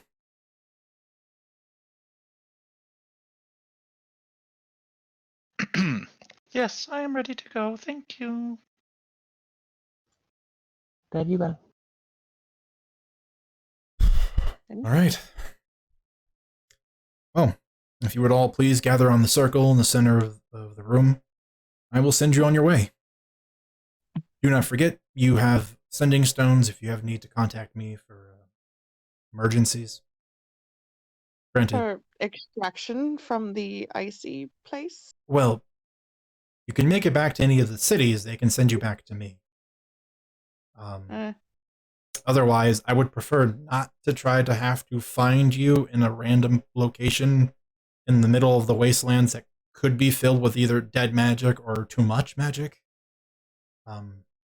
I've heard terrible things happen to people, and I would rather not experience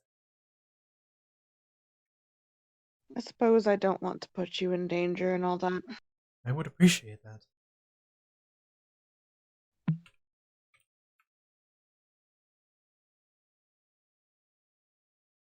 All right. Siblings. You should be getting used to this by now.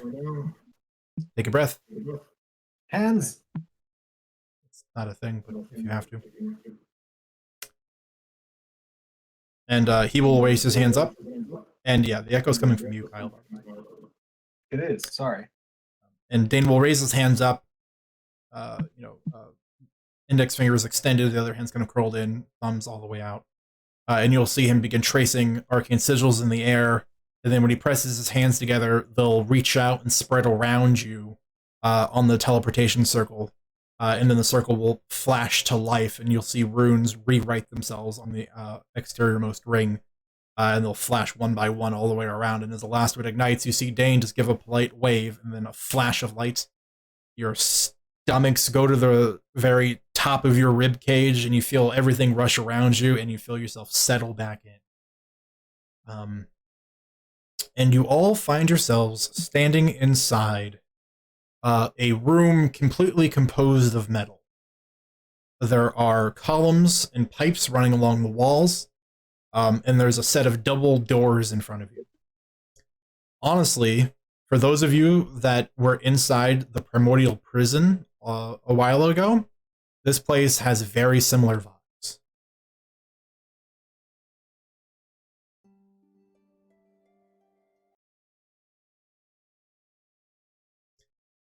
It is mostly quiet, except for a gentle hum that permeates the whole room. There is no one here.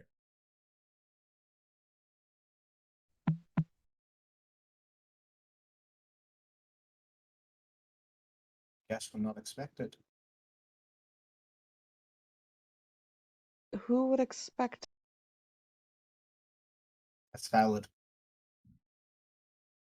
It's also probably good that we are not expected.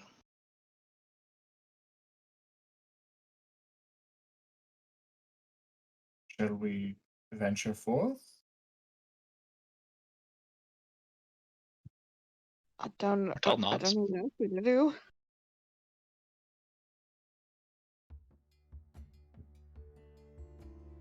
Yes, let's keep moving.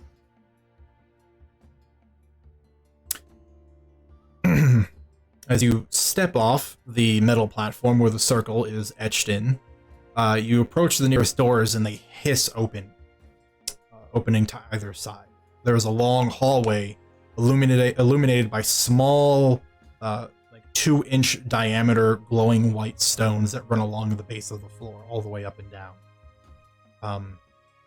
The door opens up, and you notice to the right of you, there's a small little dip in the hallway where there's a tiny little metal desk inserted into the wall, and there's a person sitting behind it with their feet kicked up, currently reading behind what looks like just like a periodical.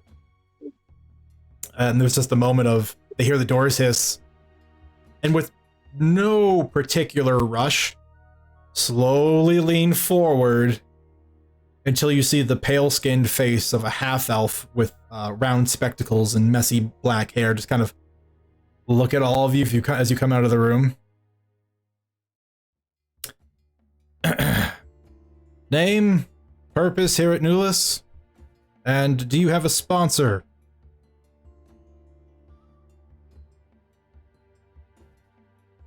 Hello, I am Martel. We plan to go and venture out into the ruined cities. And, no, I do not have a sponsor. Sponsors people. Sponsorship can be acquired by those who have acquaintances or relationships with other individuals in the cities of the Four. Typically, the person that was able to send you here would be an example of someone that could grant you sponsorship. But if you are a batch of suicide runners, the formalities don't really matter. If you just go to the end of the hallway, take the lift down to the ground floor, you'll end up in the market level where you can get all of your needs and exit the city to begin your wild life of becoming rich and famous.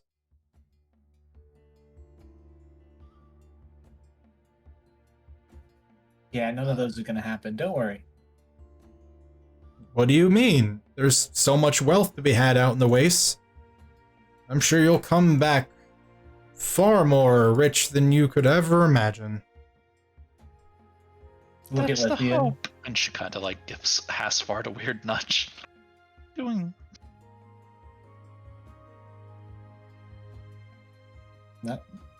Nothing. He's just. Oh, am I not supposed to say that? She just shakes her head. Anyways, yes. We're hoping for riches and fame. That is the goal. Okay, Mhm. thank you. And she starts heading out.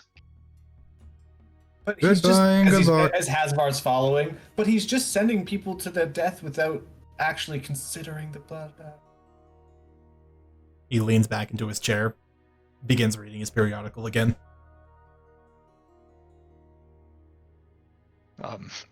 Yeah, when we're kind of alone, Martell is just like, Yes, but it's always good to take the opportunity to have a good excuse as to why we're here.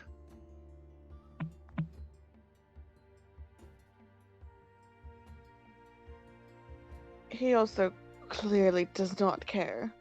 Yes. So he didn't need the clarification. Tell just kind of looks at everybody and is like, Rarely are you betrayed or hurt or discovered by people who clearly care.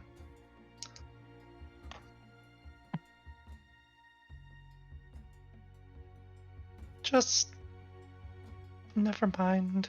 and just keeps going. You traverse the long hallway, passing by a couple of closed doors. But at the far end of it, at the very end, you see there are a set of double doors, furnished in brass. And on the right side, there is a fixture with 3 series of buttons. One of which has an arrow for going up, one of which has an arrow for going down, and one in the middle that is a big green button. Welcome to your first ever elevator.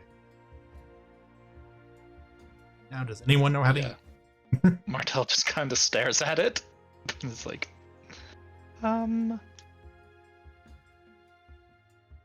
anybody It's know is what it to do here? magical. Down, so the arrow pointing down, right? Martell presses the arrow pointing down. The button begins to glow. After a brief moment, you hear something in front of you behind the doors kind of vibrate past and descend into nothingness after a moment or two. Oh my god, we're gonna die. Martell's just kind of looking around, very concerned. Can I the door hasn't opened, obviously. No, it hasn't. Gonna try to pry it open. No. I just want to investigate it. Who doesn't want to investigate an elevator?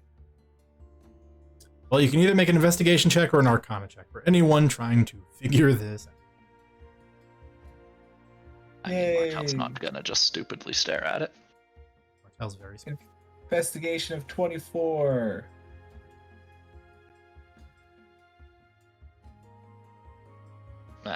Only a 14 Arcana check. I'm not skilled in either of these things. Lithian is just staring stupidly.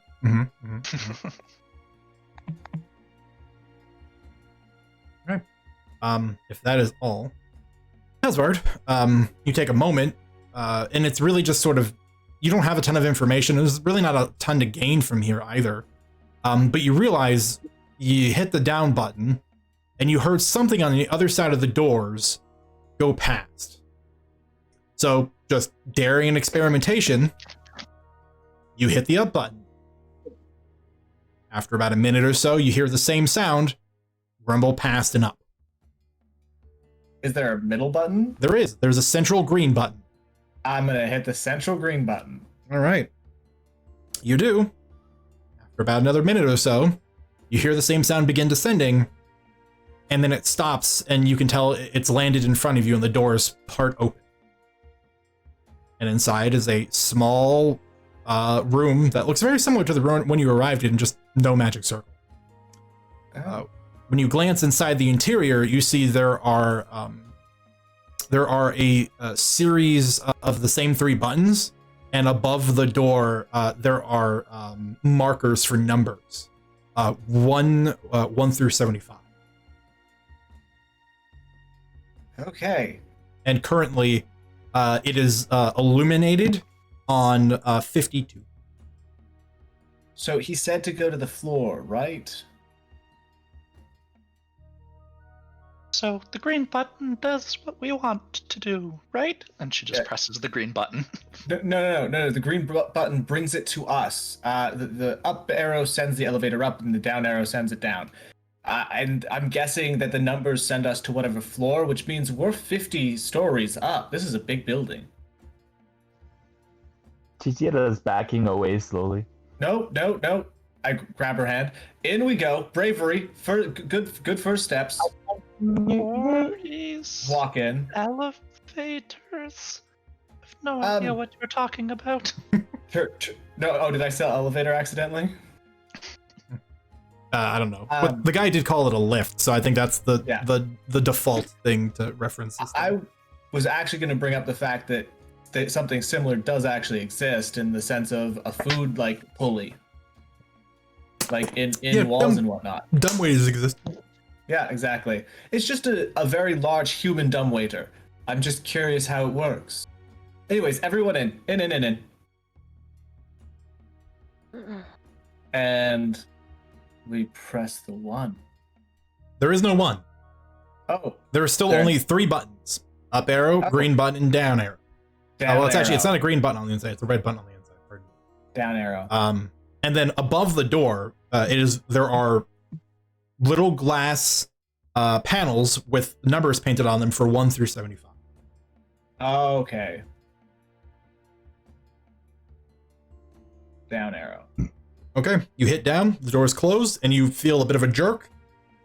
And then you just hear just a mild humming and rumbling as you feel yourself slowly dropping. There's a little bit of that the mild sensation of vertigo. Is vertigo the word I'm looking for? You feel like you're a little bit lighter than you should be due to how quickly you're decelerating down, or how quickly you're just descending. Yep. You're floating a little. I guess vertigo is probably the right word. And you watch as above the door, the light goes from 52 to 51 to 50, 49, 48, 47, 46, 45, 44, 43, 42, 41, and it just keeps doing that. And going down. So that I press the red button when it hits 1 or 2. Okay. Yep. Asvard staring at the lights intently, finger hovering over the red button. This is intense. It's my first elevator ride, okay? Yeah. And then you guys suddenly come to a halt on floor 32. And the door opens up, and standing on the other side, you see 3 individuals. 2 of which are people who are dressed in the same armored uniform. They are wearing metal chest plates and pauldrons, which have a symbol of a highly ornamented snowflake embossed onto the pauldron. They have swords and short swords on the hips, along with these diamond-shaped tower shields that are strapped to their backs. And they have very Spartan-esque helmets, but they have this metal fin that runs from just above the nose guard all the way down around the back of their head, instead of the traditional horsehair. And they get on with the third person who is behind them, a young woman who has a green and gold hood that's currently up over their heads. And you can clearly tell just at a glance, she has like this gold tiara on her forehead with this small bead that's kind of hanging down just near between her eyes. And she has this unusual, very pretty eye color that's somewhere between like It's honestly, it's just kind of like melted copper. It seems like it just shines and shifts a little bit. And she very quietly and demurely gets on and kind of stands as far off to the side as she can. Martel just kind of smiles at all of them and says, "Oh, hello. The man at the desk who he told us to use the lift," and she does like some air quotes. "Told us to use the lift to go down," and she looks at Asvard. One of the guards will Do turn. not really know what we are doing. Yeah, one of the I'm guards will sorry. turn, giving you like a big half smile, looking at his buddy. This dark-skinned, like 6.5 foot tall, humanoid. You're not sure what, but you don't think he's purely human. Definitely a half-breed of some sort, but you just can't tell what. But he turns back and he's just got this look on his face, and he just kind of smirks. First time here? Hi. Martel nods. Well, pardon Lonmus, he doesn't have much in the way for manners. Unless there's official business, he tends to just send everyone down to the bottom floor. To make sure you're going to the right place, what's your purpose here? Why are you visiting us today in Nulis?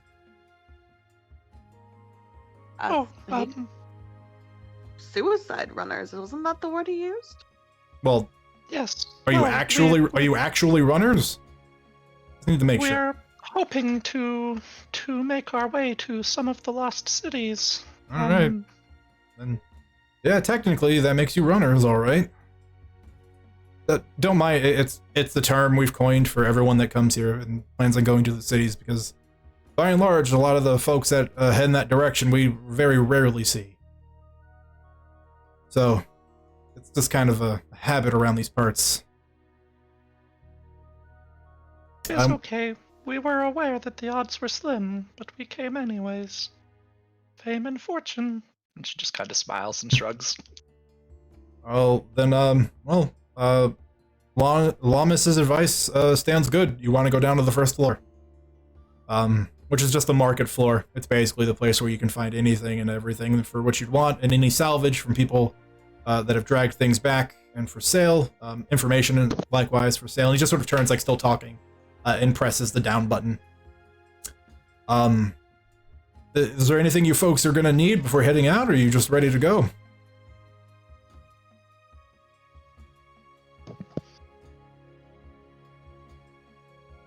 Sorry, if I remember correctly, one of the things we were advised in getting was a guide, right? Yes. Dane If we could did afford one. suggest that. Yeah. Then, yeah, Martel will be like, Well, we were hoping to get a guide at least, yes. Oh, well, also, on the first floor. We have... Oh, I think we have 3 with us right now. We kind of hop around, they kind of hop around between cities where work is better. I think we have 3 currently with us. We usually have 5, but I think one's out on a mission and the other one's visiting family. Back at, where does Karak live? And he looks to the other guard. Moraga. Ah, alright, well, it's neither here nor there. Yeah, there are a couple of good choices. I hope you brought coin. They're not cheap. Right. Martel just kind of stops and kind of gets in close to one of the guards, and she's like, You don't have any strange tyrants who change shape and might kill our guard and our guide and then betray us and or anything like that, do you? That seems oddly specific. she shrugs. If they Have do, if we do, no one else has noticed them yet.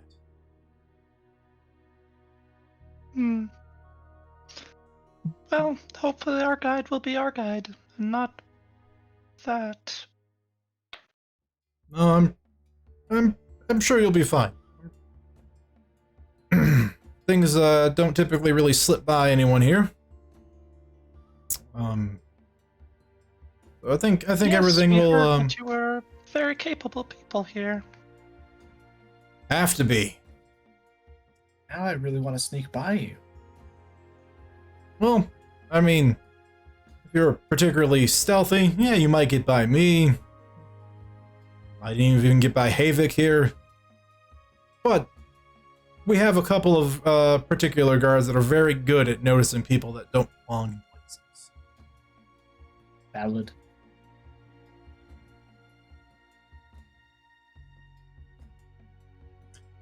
And after just a moment of a couple of, again, casual comments, you'll feel a bit of an abrupt start as you land kind of shakily, and the doors will open back up to a large interior that is packed full of people.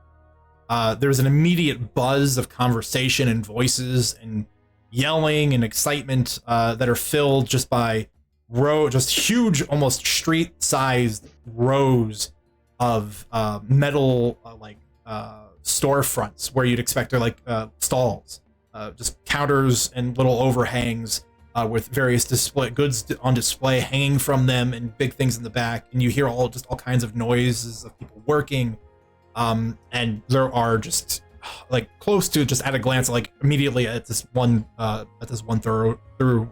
There's like 100 people just like working their way back and forth. It's just super busy.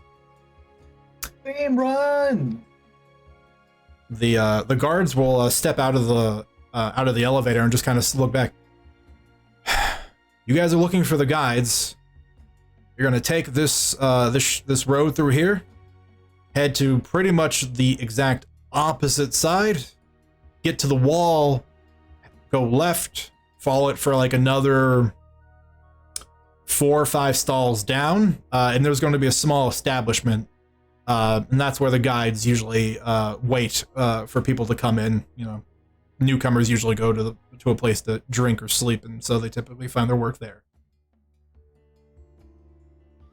Oh, thank you. She just holds out her hand and says, I am Martel. Ah, pleasure. My lovable companion here, that's Havik. You can call me John. Thank you for all of your help, John. Of course. Not an easy place to acclimate to. And despite the harsh environment, doesn't mean that we've lost our manners to it, too. Not all of you, at least. she smiles. Well, hopefully the hospitality keeps going. But, fair warning, there are a couple of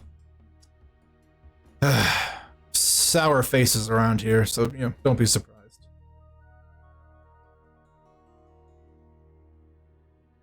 Yeah, Martel nods. Thank you again.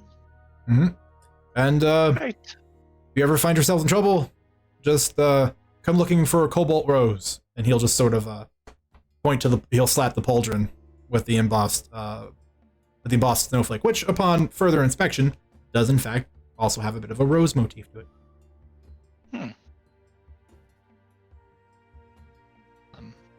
Martel smiles. Yes, thank you. Good to know. If you ever need quality goods, And she pats the star on her cloak. always look to stars. Wow. And then If Martel you will ever head need- off. And if you Damn. ever need quality lodgings, the peppered pumpkin. All right. Well, keep an eye out if we ever travel anywhere. Just gives a nod, walks off.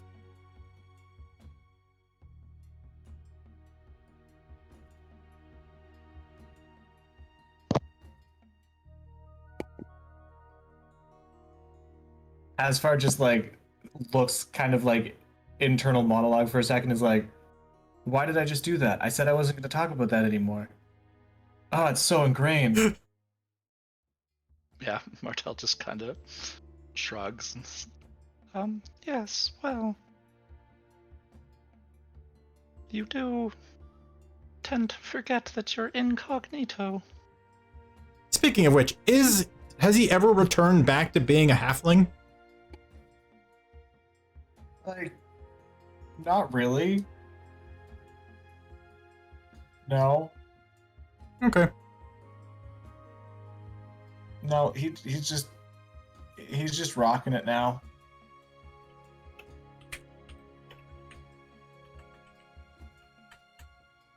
It's just he's banking on people not to notice him enough or care.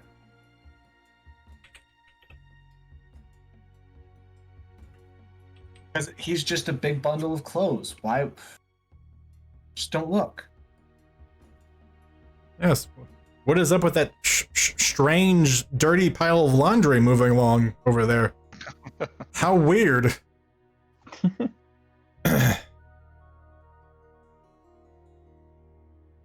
Yeah, no, the hat is not one of the things that I have going. So if I wanted to disguise, I could, but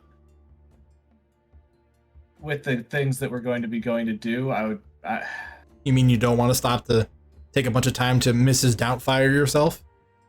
no. Mm-mm. It's perfect. Especially not at a place where they're like, yeah, we're fighting against things that hate all of creation. Everything that's living. So yeah, I think I'm good. Okay. Yeah. Tell me just. I wonder who the young lady they were with was. She didn't follow them. Oh, She is still behind the group of you. then Martel would not have said that if she had noticed, which Martel might not have. She's not usually great at perception checks. Yeah, but this person isn't hiding. All right, well, fair enough. So, Then like- Martel would not have been so rude.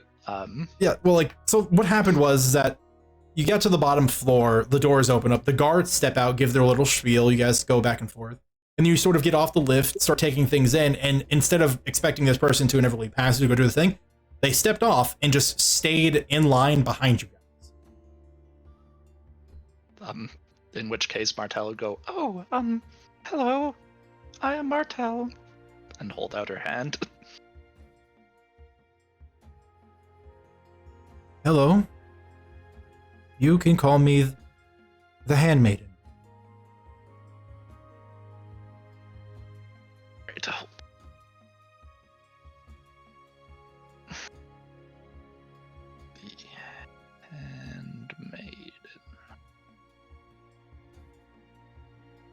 Martel, you're a smart girl. Mhm. Kind of notable. That happens to be a piece from Lords and Ladies. Oh.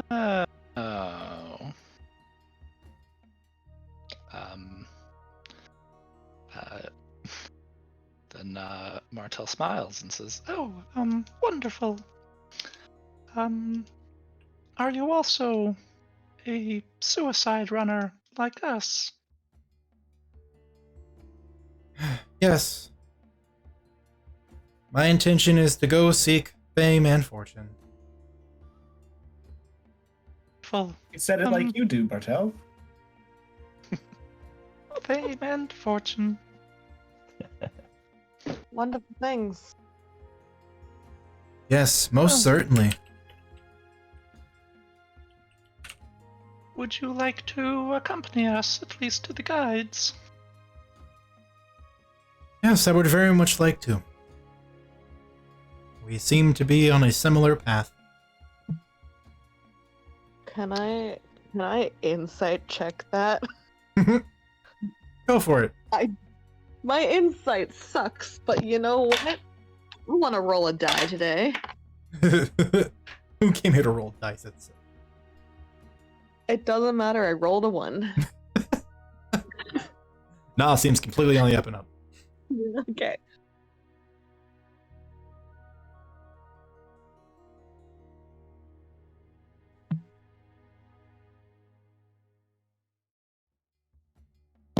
Well, it never hurts to have good company. Come on, everybody. To the bar.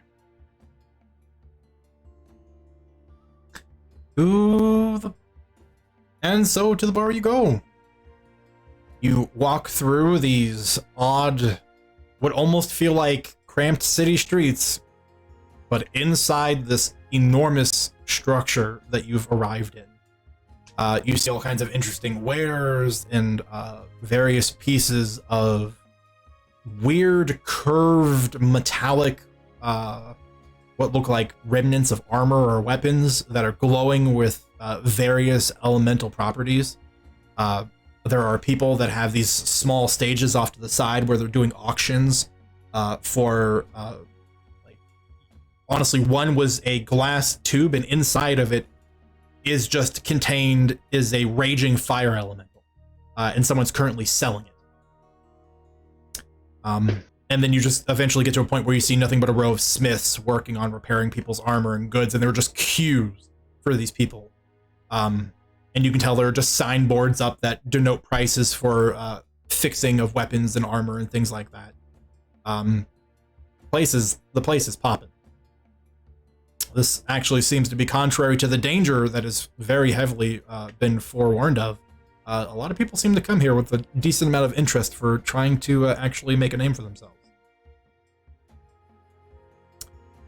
All of this wraps up when you go across this great distance, eventually hanging left, going over what we would call essentially the equivalent of a couple of blocks for this particular installation, and arriving at a building, that the structure that comes out of the side of the wall and creates a small building inside of this building. There are double wooden doors, very classic saloon style doors that are there, and you just see people coming and going as you get closer and closer. And very appropriately named from what looks like the top of a barrel of some kind of drink, just burned into it. It's just called the Saloon. You come in. There are several large wooden tables with very eclectic groups of people sitting around them. There's a set of stairs that lead up through the ceiling of this level, up to, you'd presume, to be the next level. There's a long bar on the side where there are two people working behind it, but there are also two, and you're pretty confident they look like two air elementals that are kind of hilariously contained in what look like a set of clothes that are tied off with magical bracelets at certain places, and they look like they've got suit vests on and ties, and they're just kind of these mildly corporeal, shape-shifting storms that are just very mechanically pouring drinks and putting them down on people, and grabbing drinks and flying over the bar tops to go to a table and setting them down and then returning back. The two individuals working behind the bar that are not of a foreign nature, there is a pale blue-skinned half-orc who is very finely dressed. White shirt, red and gold speckled vest, black slacks, sleeves rolled up, a mop of black hair that's kind of slicked back, and he's got tied off a little bit. Tusks that have been filed down, and his arms are just covered in these runic tattoos starting from the wrists and just vanishing up underneath his sleeves. Working with him is, again, what looks like some sort of half-breed, and you're starting to realize after walking through this place there's quite a few of very, very obviously mixed races here. They have like the broad stockiness of a dwarf, but then they have the pointed ears of an elf, and it's such a weird contrast. But these two are working behind the bar, and you can hear them just kind of giving orders and shouting at people to keep it down in the one corner. And then eventually the orc will notice that you've come in.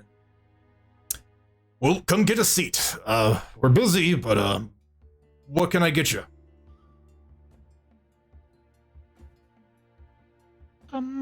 Do you have iced wine here?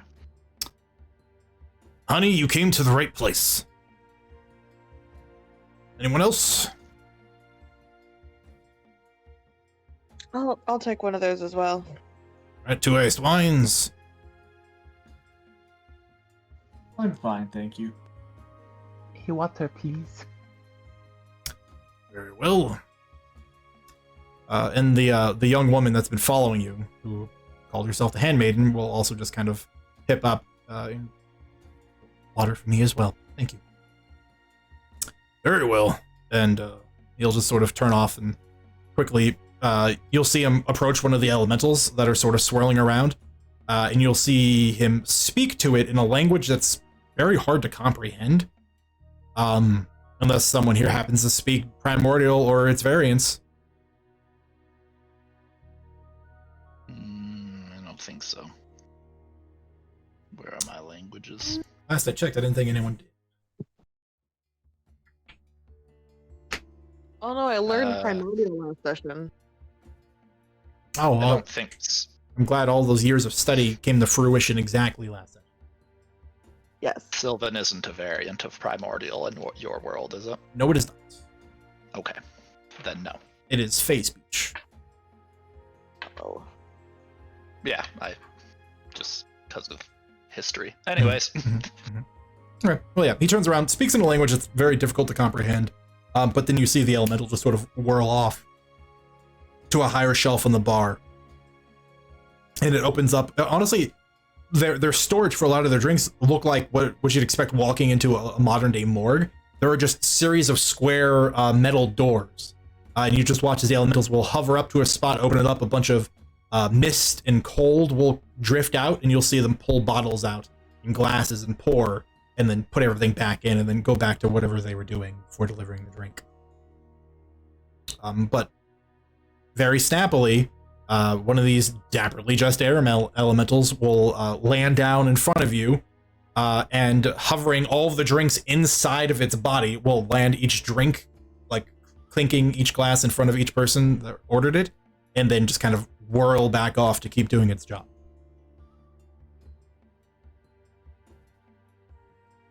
Oh, this is a unique place.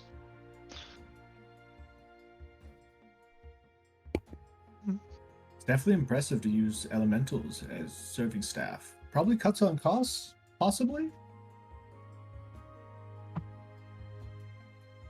The half-orc will kind of saunter back over. Well, they don't have to eat. You don't have to pay them. And they do exactly as you say. It's actually very convenient. Speaking of convenience, for your drinks, it will come to 2 gold.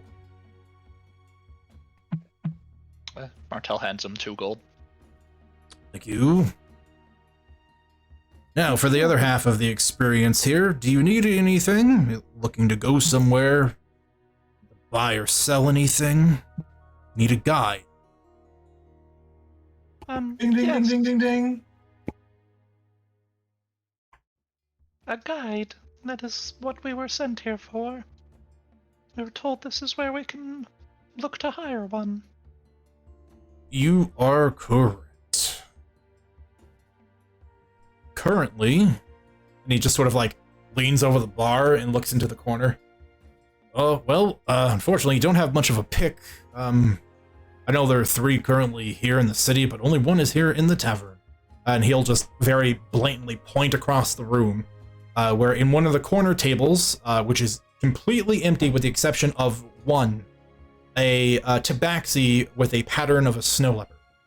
And they're just sitting there, feet sort of just like kicked back on the edge of the table, and they're doing that sort of perilous dance on the edge of one single leg of a chair.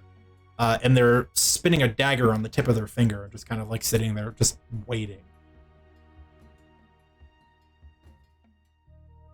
Snow over there is honestly one of the best guides we have between the 4 cities.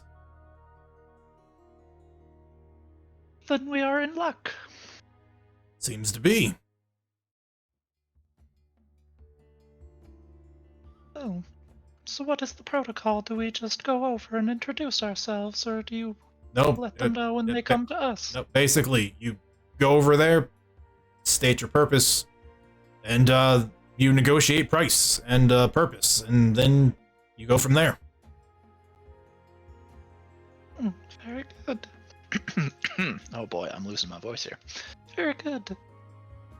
Well, shall we head over? And she looks at everybody at the table. I don't see a reason to delay. Yeah. Could use a third cat. Hasvard rolls his eyes as he starts to walk away. Martel just gives Lithian a smile. What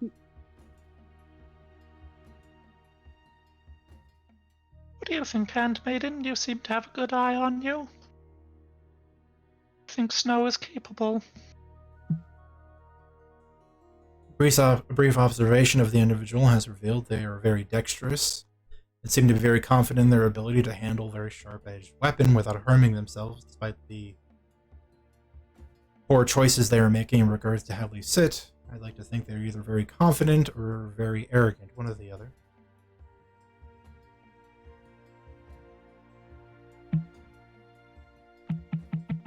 Well, I suppose we'll find out which now.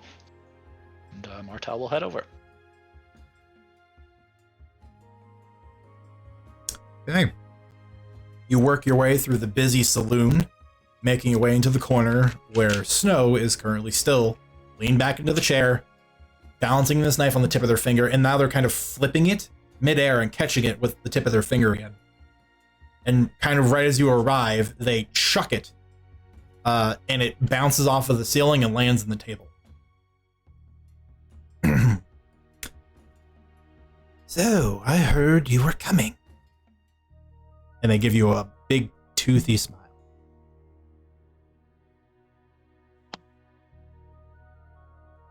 Oh, you Well, heard correct. Since you heard that, you probably know why we're here. There is only one reason why people approach me in the saloon. You need a guide.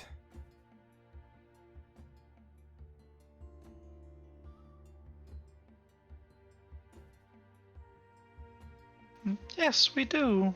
We are heading for... Which ruined city was it? Give me Leave 3 Am- seconds. Was the city of Blazing Amber, Vark Kelzar. Kazar. Thank you. My pen died while I was trying to take these notes.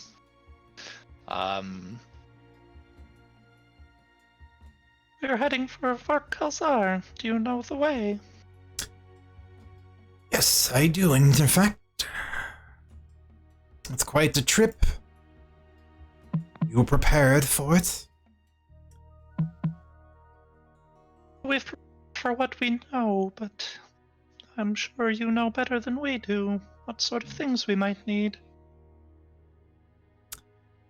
Cold weather gear. People capable of fighting monsters, primordials, even the occasional worm. But if you cannot afford those, then you will need to be able to be quiet. Can I appear behind him at this point? You can certainly try. 25?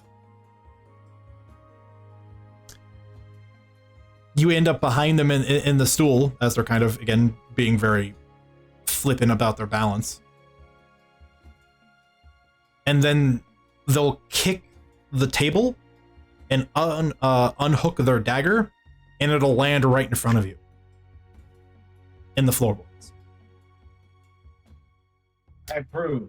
Tut, tut, tut. This is a good sign. I did not say you needed to be stealthy enough to avoid me. No, I know. This was more to make sure that we don't run into something we don't want to. No, I'm very good at seeing things and avoiding them. I prefer not fighting my way to any of the reclamation sites. It I feel truly like that's brings a to the name ritual. suicide.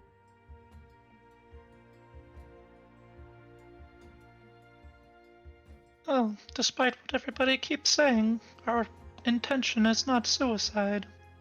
Although you've probably heard that before. Many times. Most of us can be quiet as we need to. And I think if we have to fight, we are capable. As for the winter clothes, we have what we are wearing.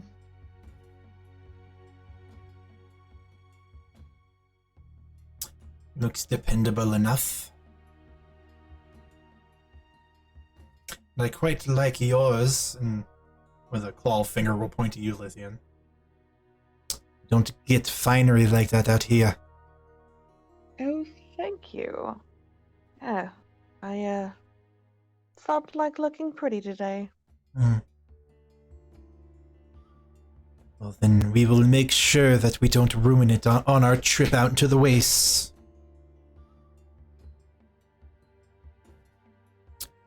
Now, matter of price. These trips are dangerous. I have spent most of my life learning the ways to get between here and the other sites. You will find none better. My going rate for one trip is 1,500 gold.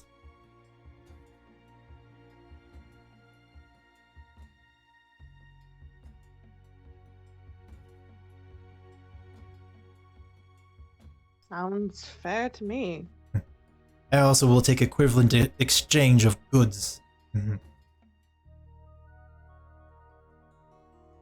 I am able.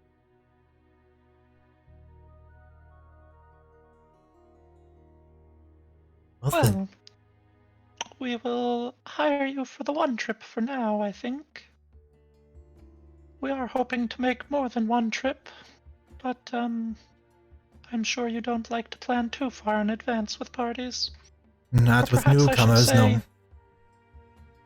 Perhaps I should say that we wouldn't want to foolishly give you our gold before we die. Also wise. Granted, do not hold it against me that should you die, I loot your bodies. Reasonable. Hell just smiles. Yes, just She looks over at Lithian. make sure that one's dead first. Then will just smile directly at him.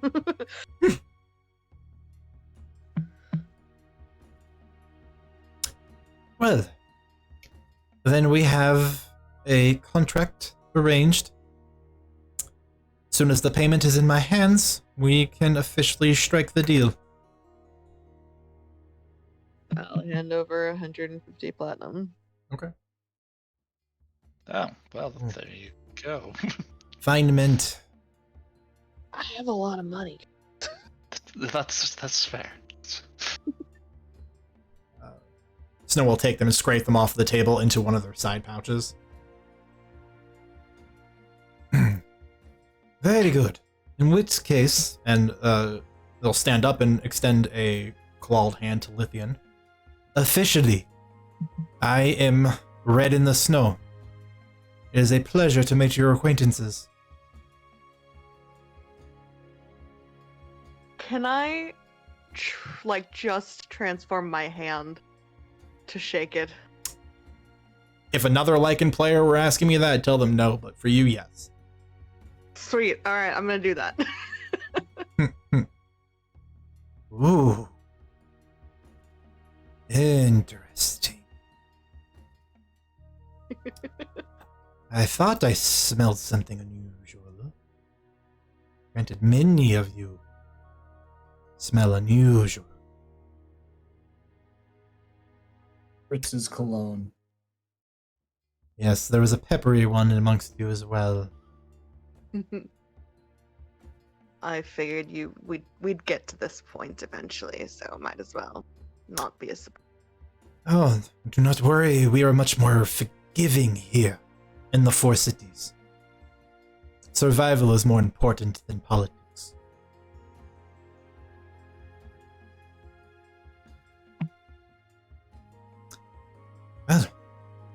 if you all are ready, I can gather my goods and equipment and to be prepared to leave in an hour's time. Feel free to use my table and enjoy your drinks. Sounds fantastic. Thank you very much. Hmm. I'll be seeing you shortly. Martel will take her seat at the table. I'll And, sit down next to her. With an amount of grace that is comparable to Martel, they stalk off through the saloon, leaving through the two double swinging doors.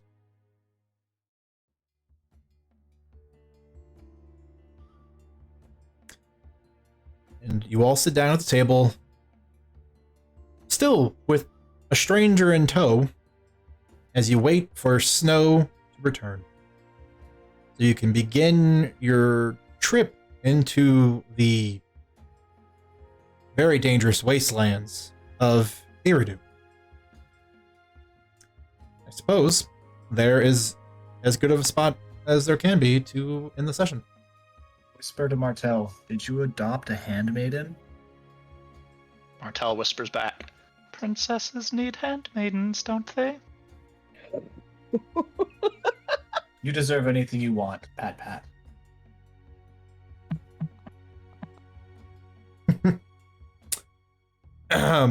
All right. Well, I guess that's that. Well, thanks for everyone for watching. Thanks to you guys for playing. I really enjoy these nights. Thanks for hanging out, chat. Love you guys. Yeah, woo, you guys are great.